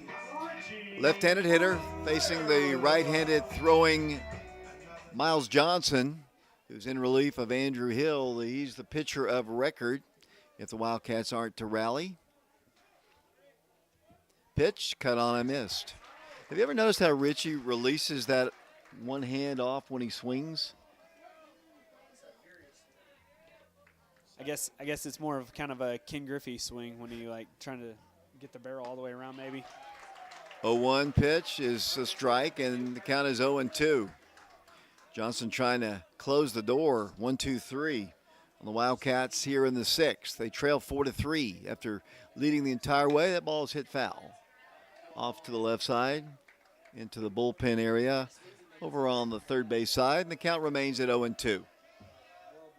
Wildcats scheduled to play Central tomorrow. The weather is not great, the forecast anyway. Played at Tommy Shumpert Park. 0-2 pitch about to be made. Cut on a miss, and that is a swinging strikeout, and that is out number 3 in the 6th. We go to the top of the 7th inning here at Bobby Hopkins Field. 4-3 our score. We'll be back in a moment.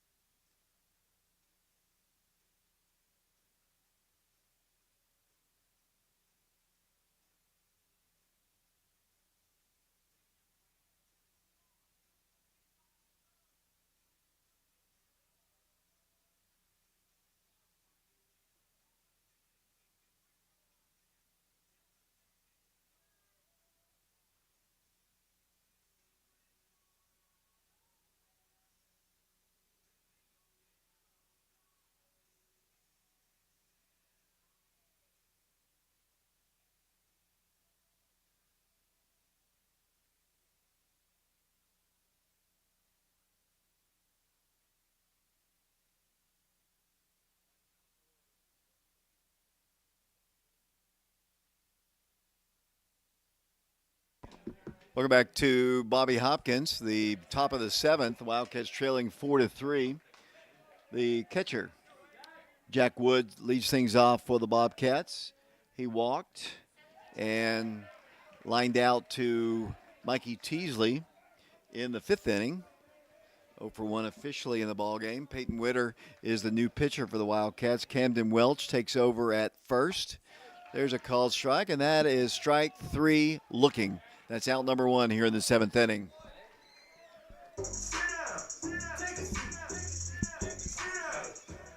Batter now will be the number 9 hitter for them, David Grimes. He's 0 for 2 in the ball game. Flew out to left in the 3rd inning and was a strikeout victim in the 5th inning. 1 out here in the 7th. Nobody aboard. The pitch.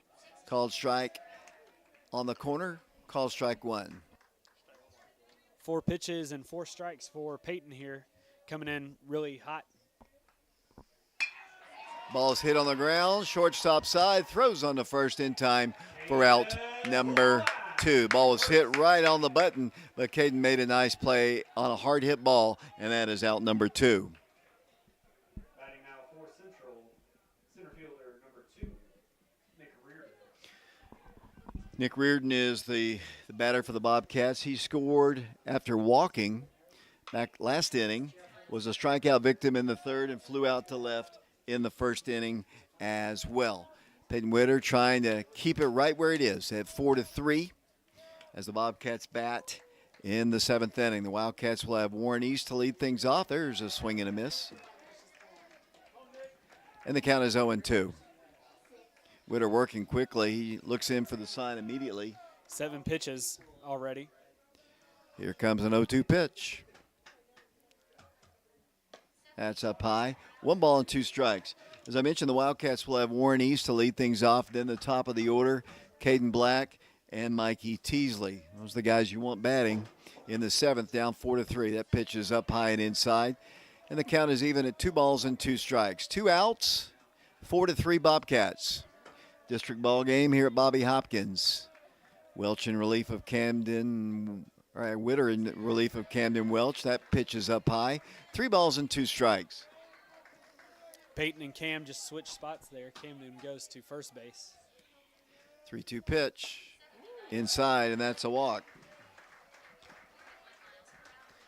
Stephanie Thompson, have you ever seen somebody who works for you like Coach Branson over there do multiple duty? He does the PA, he does my color, and he does my Twitter. He is pretty impressive. Yes, he is. And I've known him since he was about 15. Wow. That's very unfortunate for everybody involved. Pitches hit foul and out of play. Count is 0-2. I noticed your youngest was here earlier. How's he doing? Matthew's doing awesome. Still working for Mercedes. Okay, I'm glad that he's back at work. Me too. A little hip action. They had to be attended to. Here's the pitch. Runner going. Parker's throw, and he is out. Yep, another caught stealing. And once again, the third base coach argues. I mean, the throw is there, and he is out. And once again, the argument will take place. Their third base coach, I don't know if he's their head coach, he hasn't seen a call he's liked yet. And he argues the point, but it's a moot point. That is out number 3. So Peyton Witter does his job. Now it's up to the Wildcat bats. We go to the bottom of the 7th inning. Here at Bobby Hopkins Field, the Wildcats trail Central 4-3. We'll be back in a moment.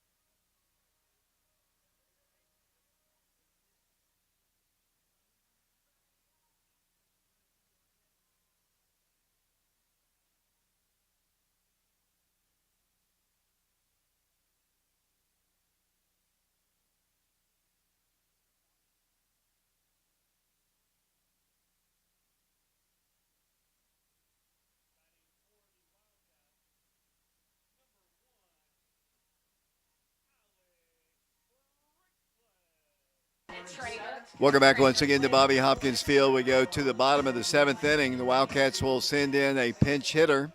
It'll be the senior Alex Franklin. That would be Aiden Alexander Franklin leading things off for the Wildcats. We call that in our house being three named, David. Right.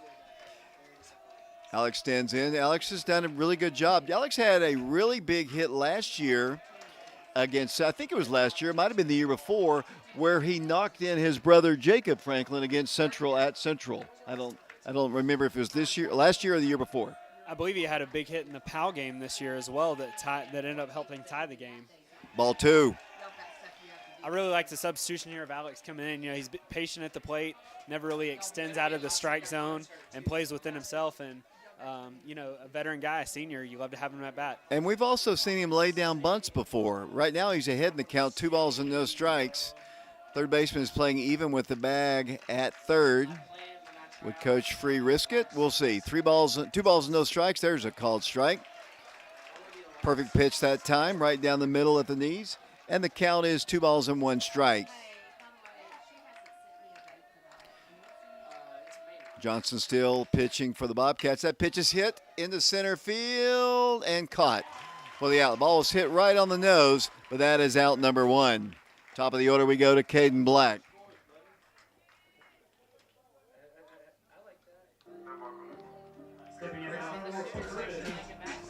Caden on the ball game. Let's see. He was hit by a pitch, stole a base, and scored the Wildcats' first run. He doubled in a run in his second plate appearance, and he flew out to right field. Well, he lined out to deep right field his last plate appearance. We need to get him on base somehow. He's the leadoff man for the Wildcats, has been really sitting at the top of the order for the last 4 years. He has a tendency to have good at-bats in situations like this. And we need one of those, and he's hit by a pitch. Really close to it. Oh, should have worn it that time, as the players say, to get him on base. But he's tired of getting hit, I'm sure. I don't know, David. I kind of thought it caught the back of his jersey there. I thought I heard it kind of pass by, but I wish Caden had sold it a little bit better and just kind of went on down. And because when Caden gets on base, he's in scoring position quickly. 1 ball, no strikes, the pitch. That's up high. 2 balls and no strikes. although you know they don't want to put him on here and get him in scoring position because you're only up by 1, so you might as well pitch to him. Correct. Johnson comes to the plate. Outside corner for a called strike. And the count is 2-1. There's a lot of loud Central fans have made the trip from Fountain City today. 2 balls and 1 strike. Caden Black, senior, trying to get on base. Cut on a miss. That most likely was ball 3, but you can't tell a guy who hits the ball as well as Caden Black to lay off of something. Count is 2-2. Probably a little inside there, and, you know, Caden gets up there and wants to be aggressive at the plate, too, and try to get himself in good position. 1 out, nobody aboard. 2-2 pitch about to be made by Johnson. The pitch, that did hit him. Or did it hit the bat? Caden is hit by a pitch for the 2nd time in the ballgame. And the other day he was hit 2 or 3 times, and so here we go. That's a good opportunity for the Wildcats. I thought maybe it might have, I heard it pop, and I don't know if it hit the bat, but it evidently hit Caden, and he is trying to walk it off. He is hurting, holding one of his wrists, and Mikey Teasley stands in. Mikey has doubled, he's walked, he's scored a run, reached on an error as well. So officially he is 1 for 2 with a walk and a run scored. Hope Caden's okay. That might have hit him right on the wrist. And we need him in scoring position. Let's see how quickly in the count he goes. Mikey steps in. Pitch to him is a called strike. Teasley will be followed in the Travis Free lineup by Peyton Witter. 1 out, 1 on. Wildcats trailing 4-3. The tying run is at first base in the person of the speedy Caden Black. Draws a throw. Back to the bag he goes. Mikey, as I mentioned, has a double to his credit today. Caden has stolen a base today. He's been on base 3 times. That seems to be very repetitious. I say that a lot. Caden takes a better lead.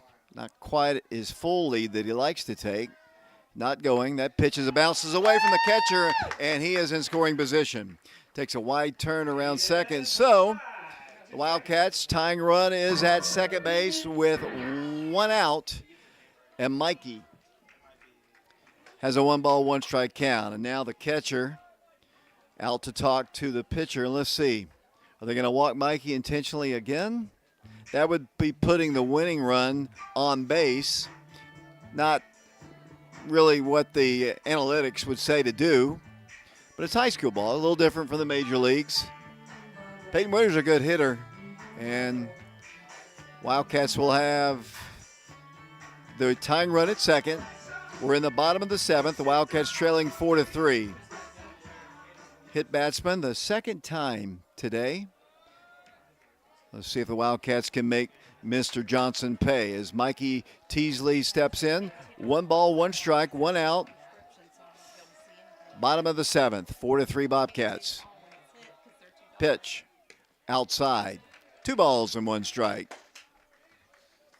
Like we said in the past couple of years, David, this little series has been really tight both ways. Oak Ridge winning, 2-1, 3-1, and Central winning the district tournament last year.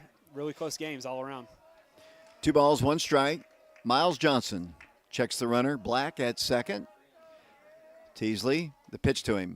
Hit in the air, in the gap, right center field, and it's going to go to the wall. Here comes Caden Black. He's rounding third. He's coming in to score, and the Wildcats have tied the ball game 4-4. Mikey Teasley comes through again with his second double of the ball game, and we are tied, and the winning run is at second base on the gap double by Mikey Teasley. Big hit by Mikey.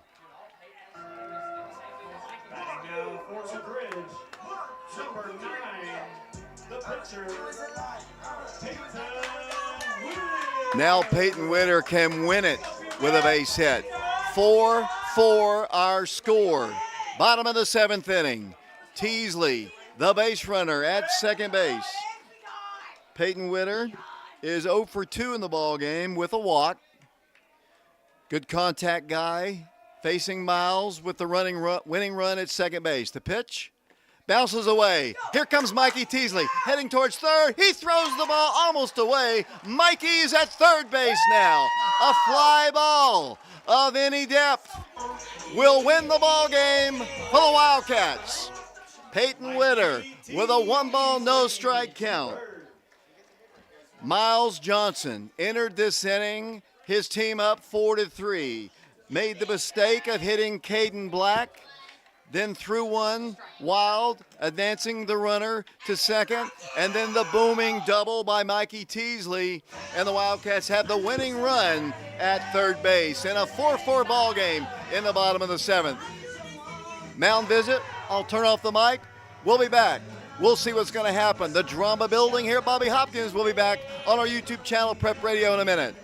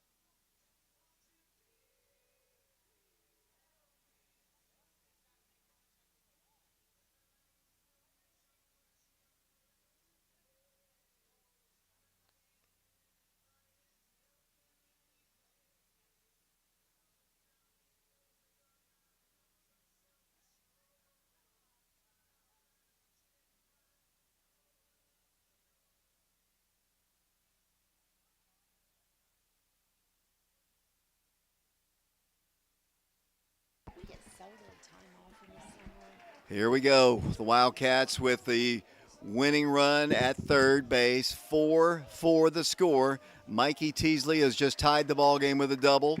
Peyton Witter is batting, and they're going to walk him intentionally. Oh, wow. You know what that means? It's P time again. And the Wildcats bringing in Parker Free, the freshman. Parker had a sacrifice fly and an RBI, and they're going to walk him intentionally.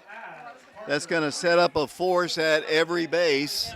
So the Wildcats will have the bases loaded. It doesn't matter. Peyton's run, Parker's run, doesn't matter. And it's going to be up to Camden Welch. Camden in the ball game has a sacrifice fly and an RBI. He flew out to center field and lined out to the pitcher. As Izzy Mitchell comes into the ball game, he'll be running for the pitcher, Peyton Witter. Camden, the Wildcats, with the bases loaded, so a force at every base. The Wildcats are also going to get, looks like Carson Fagan as a runner. Carson's going to be the runner at first base. Parker will head back to the dugout, hopefully not to put on his catching gear again tonight. The Wildcats just need a sacrifice fly. The infield will be in on the corners, deep in the middle infield. Miles Johnson still pitching. The batter is Camden Welch. There's no count on him, is there? There is no count on Camden because both batters were previously walked. And so Camden flew out in the outfield his first two at bats. So any type of fly ball in the outfield, Mikey's going to score. Yeah, he's got a sacrifice already to his credit. And Miles has been a little wild, too, so anything gets past the catcher, that could also score a run. Bases loaded. 4-4 the score in the bottom of the seventh. Here's the pitch to Cam. Outside, a ball. 1 ball, no strikes the count. Of course, a bases loaded walk would do the trick. 1 out, bases loaded, bottom of the seventh, tie ball game, 4-4. Miles Johnson has the sign. Camden Welch, the sophomore, steps in. The 1-0 pitch. Here it comes. Ripped deep to the wall. The game is over. The Wildcats win. Oak Ridge wins. RBI walk-off single for Camden Welch. And the celebration in right field as the Wildcats walk off the Bobcats here at Bobby Hopkins Field. The ball drilled to the gap. No way in the world, whether it's caught or not, as the Wildcats win the ball game by a final score of 5-4. Walk-off fashion here at Bobby Hopkins. 5-4, the Wildcats win. What a game. Great come-from-behind win by the Wildcats. Camden Welch drills it. Mikey Teasley scores the winning run. And Oak Ridge has won it by a final score of 5-4. What an ending to the ball game, David, as, you know, Central fights back. They score 3 runs in the 6th inning, and they take the lead 4-3 over the Wildcats, who really controlled the game up until that point. Oak Ridge able to make a lot of substitutions, really smart substitutions by Coach Free. Alex Franklin comes in to bat for Warren East. Flew out, a lot of contact though, great contact. Caden Black gets hit by a pitch there and eventually makes it to second on a pass ball. He gets over and is driven in by Mikey Teasley on a double to deep right field, or right center field. Caden easily comes around to score. Mikey ends up at second. Another pass ball sends Mikey Teasley over to third. 2 intentional walks there, which, I mean, is not necessarily a bad idea. Intentionally walk 2 guys, put the double play in as a possibility there, hope to get some ground balls. But you got to know Camden Welch. You had to know the situation Camden Welch was in.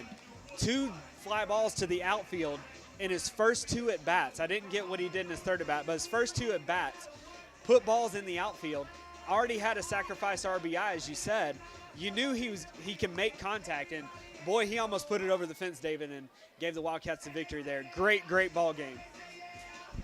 And the Wildcats do win it by a final score of 5-4. It's too bad we can only give Camden a single because that ball, as James said, almost got out of the park. But that's all the Wildcats needed, and they win the ball game in dramatic fashion, scoring 2 runs in the bottom of the 7th inning to win the ball game by a score of 5-4. I doubt Camden will come up to speak to me, but I hope he does. He doesn't typically like to talk on the air as the Wildcats win at 5-4 on his big hit. I don't know. Camden's got to be the MVP of the game. Drove in 2 runs, especially the winning run, starting pitcher. I have him as striking out, I believe. He had ended up with 5 strikeouts for the game. Yes. And so, great game. You know you're probably going to throw Mikey Teasley, hopefully, if you get to play the second game. I know the Wildcats, Parker Free mentioned today that, Wildcats were supposed to play at Clinton on Wednesday, potentially, and, who knows if that game will be played. But the Wildcats do play at Maryville on Friday. So, really solid start to this week. And really, I believe the tournament that they played in the last weekend really got them going.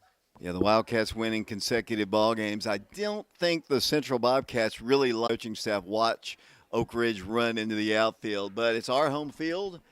And the Wildcats with a dramatic win. Let me run down some of the totals. We'll be speaking to Coach Travis Free in a minute.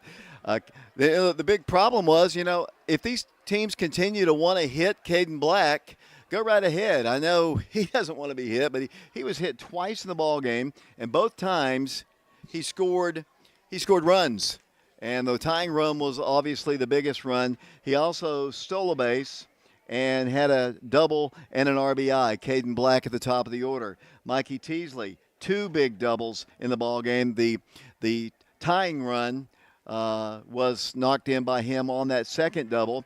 He also walked intentionally, and he scored a run. Peyton Witter walked twice in the ball game. His runner was on base there at the end. Parker Free walked intentionally, had a sacrifice fly and an RBI. Officially 0 for 2 in the ball game, but he contributed with that sacrifice fly. But Camden Welch, what a night for him. An RBI on a sacrifice fly in the first inning, an RBI winner, the walk-off winner, a single in the 7th inning. Cy was 1 for 3 in the ball game. Cy Stevens, he had a single. Kyron Welch, he played, was 0 for 3 in the ball game. Richie Ferreira walked, stole a base, and scored a run. And that's about it for the rest of the Wildcat batters. I apologize. They're giving an announcement about a found phone. The winning pitcher in the ball game was Peyton Witter. Peyton came in and did his job in the 7th inning, and Peyton gets the win. You can put that on the tweet as well. But Camden Welch deserves a lot of credit. He pitched really good ball. 2 errors, allowed the 2 runs to score late in the ball game, but he only gave up 3 hits while he was in there.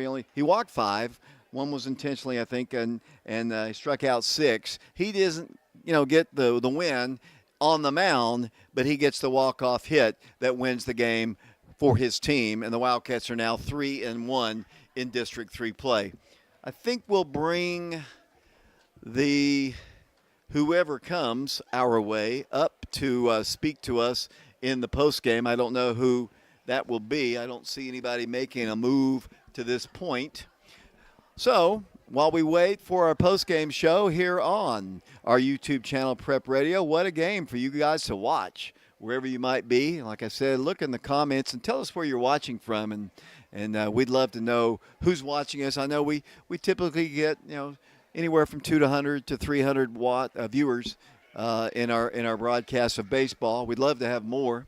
A little bit different in football and basketball, but James and I love baseball, so we'd be watching. But football gets several thousand, and basketball a little over 1,000. We'd love to have 1,000 viewers in baseball. There's a lot of baseball fans out there. Maybe they just don't know about it.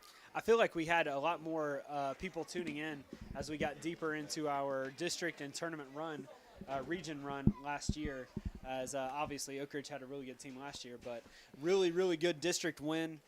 To start continued district play for the Wildcats, and big pickup as I believe now only Oak Ridge has lost to Powell in that one game last week.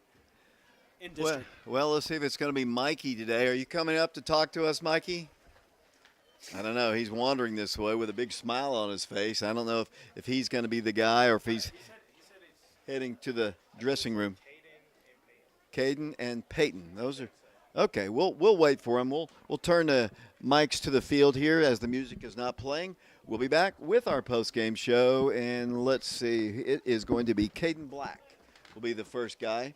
We'll let him stand over to the right, back where you are.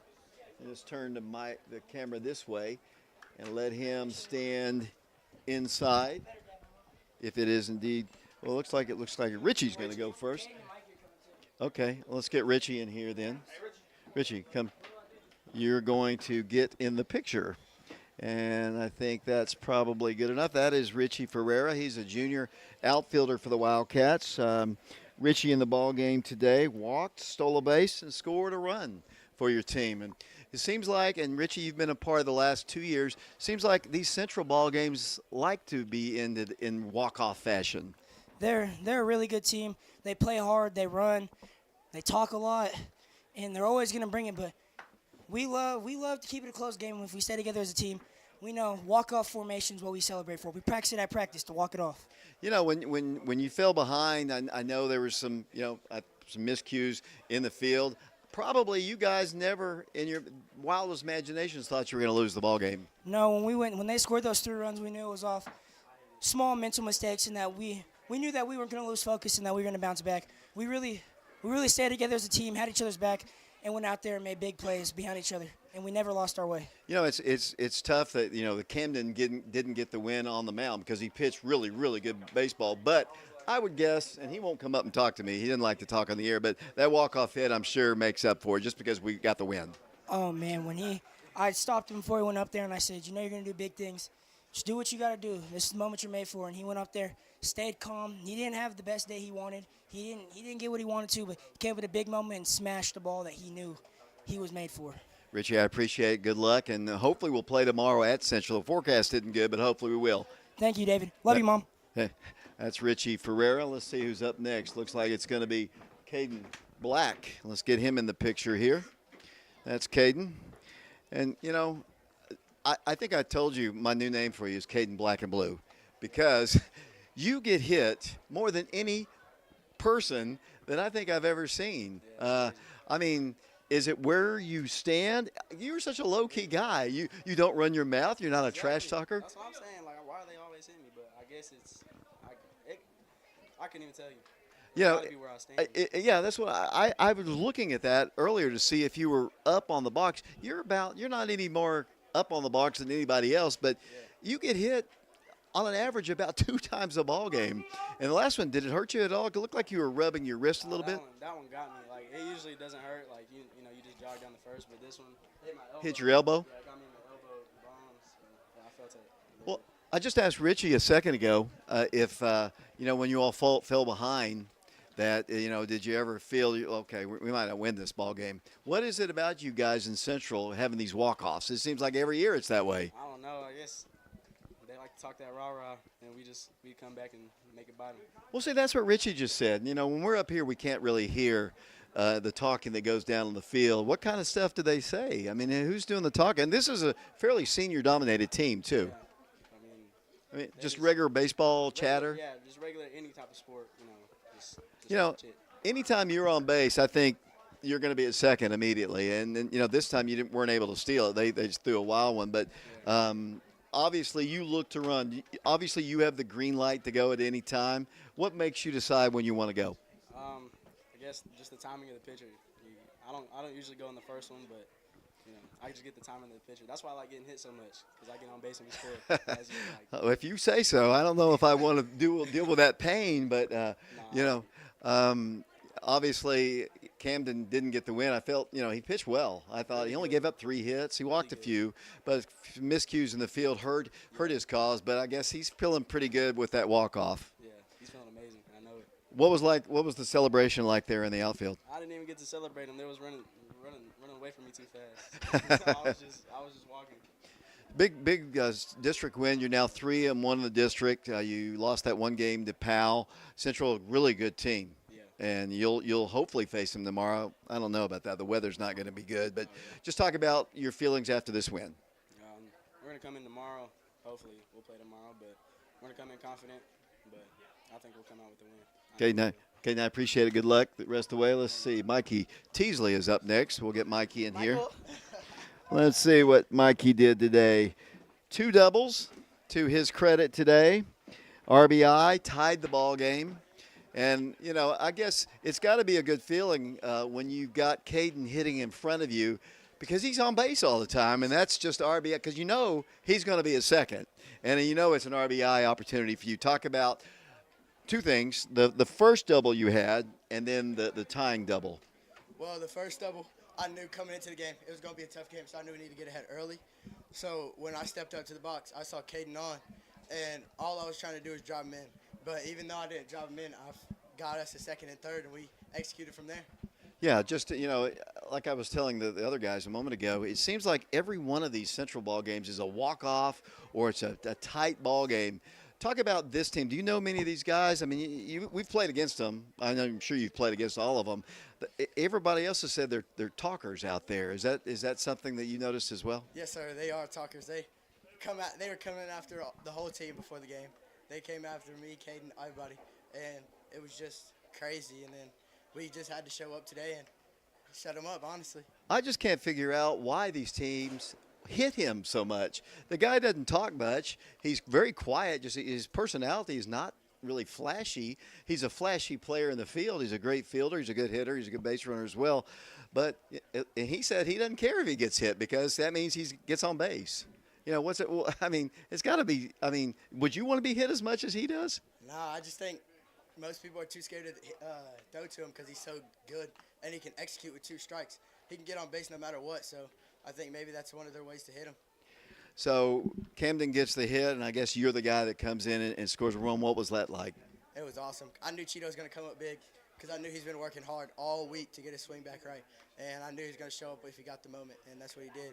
And it was amazing. You know, it's tough that he only gets a single out of that because that ball was, I mean, Yes, it was sir. tagged. I mean, to the deepest part, it would have been a double, even for him running the bases too. Mikey, talk about how important this win is because it's a district game.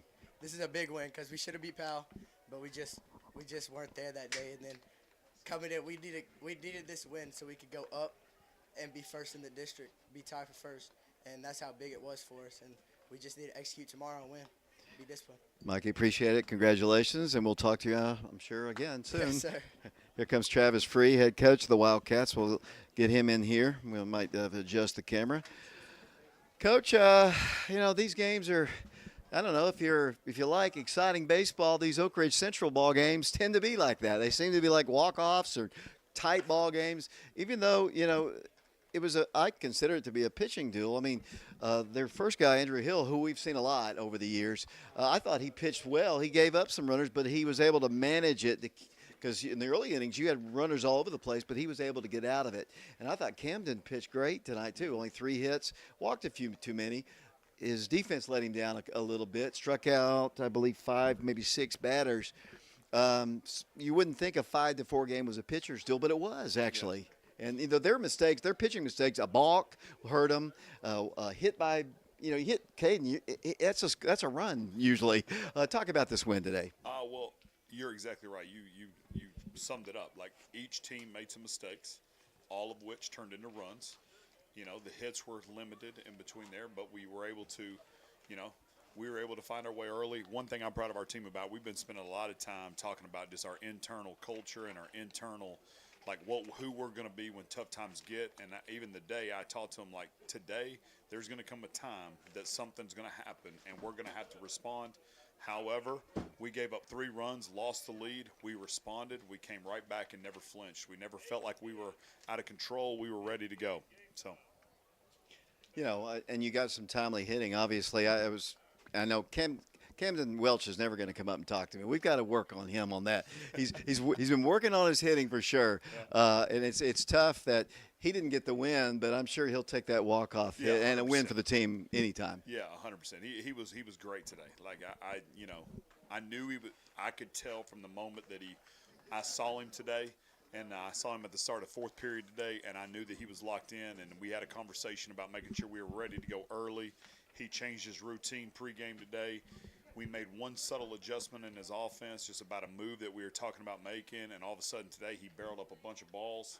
I thought Mikey was phenomenal. Caden was phenomenal. I felt like Peyton Witter had good at bats. I felt like Parker had big time at bats. I mean, really, ultimately, those guys were like a lot of barrels today, a lot of barrels. Cy had good at bats. I mean, everybody, we really were able to extend and really able to lock in. But it's been really just a combination of like the last couple weeks, we've seen good pitchers. We've started to hit, but all of a sudden we didn't flinch tonight. We really didn't. Like that, those guys are both in the upper 80s velocity-wise, and we didn't flinch. We were ready to go. It's funny how just one little mistake can hurt a pitcher. I mean, the Balk got the runner to third. Yeah. To score that one run, whether we scored on sacrifice for somebody, and then they hit batsman there, allows Caden to get on, and then the floodgate just opens. That's baseball, though. He hit Caden, and he's so worried about Caden still in second base that he throws a dirt ball that we move up. And then now you get Mikey in a plus count, and Mikey was locked in from the beginning today. Every ball he found was barrel. You know, we were able to do it. But we've been working at that. You know, we're now 15 games in the season. Like, we're starting to get our legs under us. We kind of know who we are on offense. We're starting to find our way on the mound and all those things. And so we're just now getting going. I mean, I know that's coach talk or whatever, but we're just now starting to find our way as who we are as a team. District win. You're now 3-1 in the district. The only loss is to Powell. How is the district? It's early. I mean, it's too really early to talk about it. They're 4-1. Central would be 4-1. We'd be 3-1. Same thing with Powell's 3-1. So we just, we'll have to see. But we're about to, we'll roll through. We've had Powell and Central off the schedule this week. They still have to play each other. There's a lot of stuff that happen, And, Carnes has struggled a little bit, and Campbell County struggled as well. Coach, just your final comments about this win and the upcoming schedule. A big, huge win for us. Huge win. Just like Mikey said, it is a huge win. If we want to be at the front, we had to win the game today. Tomorrow, now we have a little bit of an advantage. I feel like we now hold the advantage on the mound, because we'll be able to, hopefully Mikey will go out there and give us his best start of the year is the plan. But I feel like we have the depth. We have everybody back. They just took their two arms and had to go through them. They got one more that we know of, and then there are going to be some relief arms.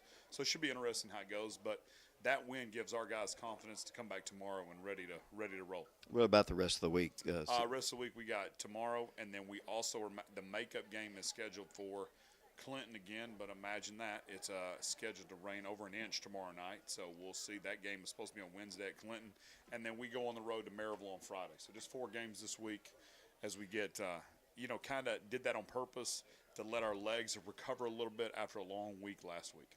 Coach, I appreciate it. Congratulations on the win. Yeah, roll Wildcats. Travis Free, Wildcats win in walk-off fashion. 5-4 is the final score. Let's get James back in here for his final comments as the Wildcats win an exciting one here against the Central Bobcats. And I've loved this rivalry ever since I first started watching it years and years ago. And these games haven't disappointed at all. Well, David, I mean, what else could be said that hadn't already been said by, I'm sure, Mikey and Caden and Richie and Coach Free? These are the kind of the moments that you want to be in. Players that want to make plays go out, and they want to be in these situations. Mikey, he knew what he had to do, and he had great at-bats all night. Cam, even though he had flown out, he had an RBI that got a run in the first, and looking just to get something to the outfield. Even if you are the out, so what? You're going to score the winning run or the run in the first inning. And, just the mentality and the approach that this team has is really impressive. And the pitching was good, too. Cam Welch pitched well, I thought. He gave up only 3 hits, walked 5, struck out, looks like 6, I think, maybe in the game. But he barreled it up, and Peyton Witter came in and did his job. He kept it exactly where it was after they had taken the lead. He gave up a one-base runner, but then retired them. And, Peyton Witter gets the win. Yeah, Peyton gets the win. He had a strikeout when he came in as well. And, I'll credit this. Parker Free, freshman behind the plate, he threw out 3 guys at second base. And Central made the third out at second base in 3 different innings. Wow. I knew it was something like that, but I'm glad you went and looked at your book. James, appreciate your help once again. Appreciate Vashawn Knowles doing our camera work. We are scheduled to do a ball game tomorrow at Central. Like we said, the weather is not good. Then, as Coach said, Wednesday at Clinton. Hopefully things will improve in the weather forecast and they'll just fly on by. 5-4 the final score. We appreciate Bashan and James. Until hopefully tomorrow, this is David Clary saying so long, everybody.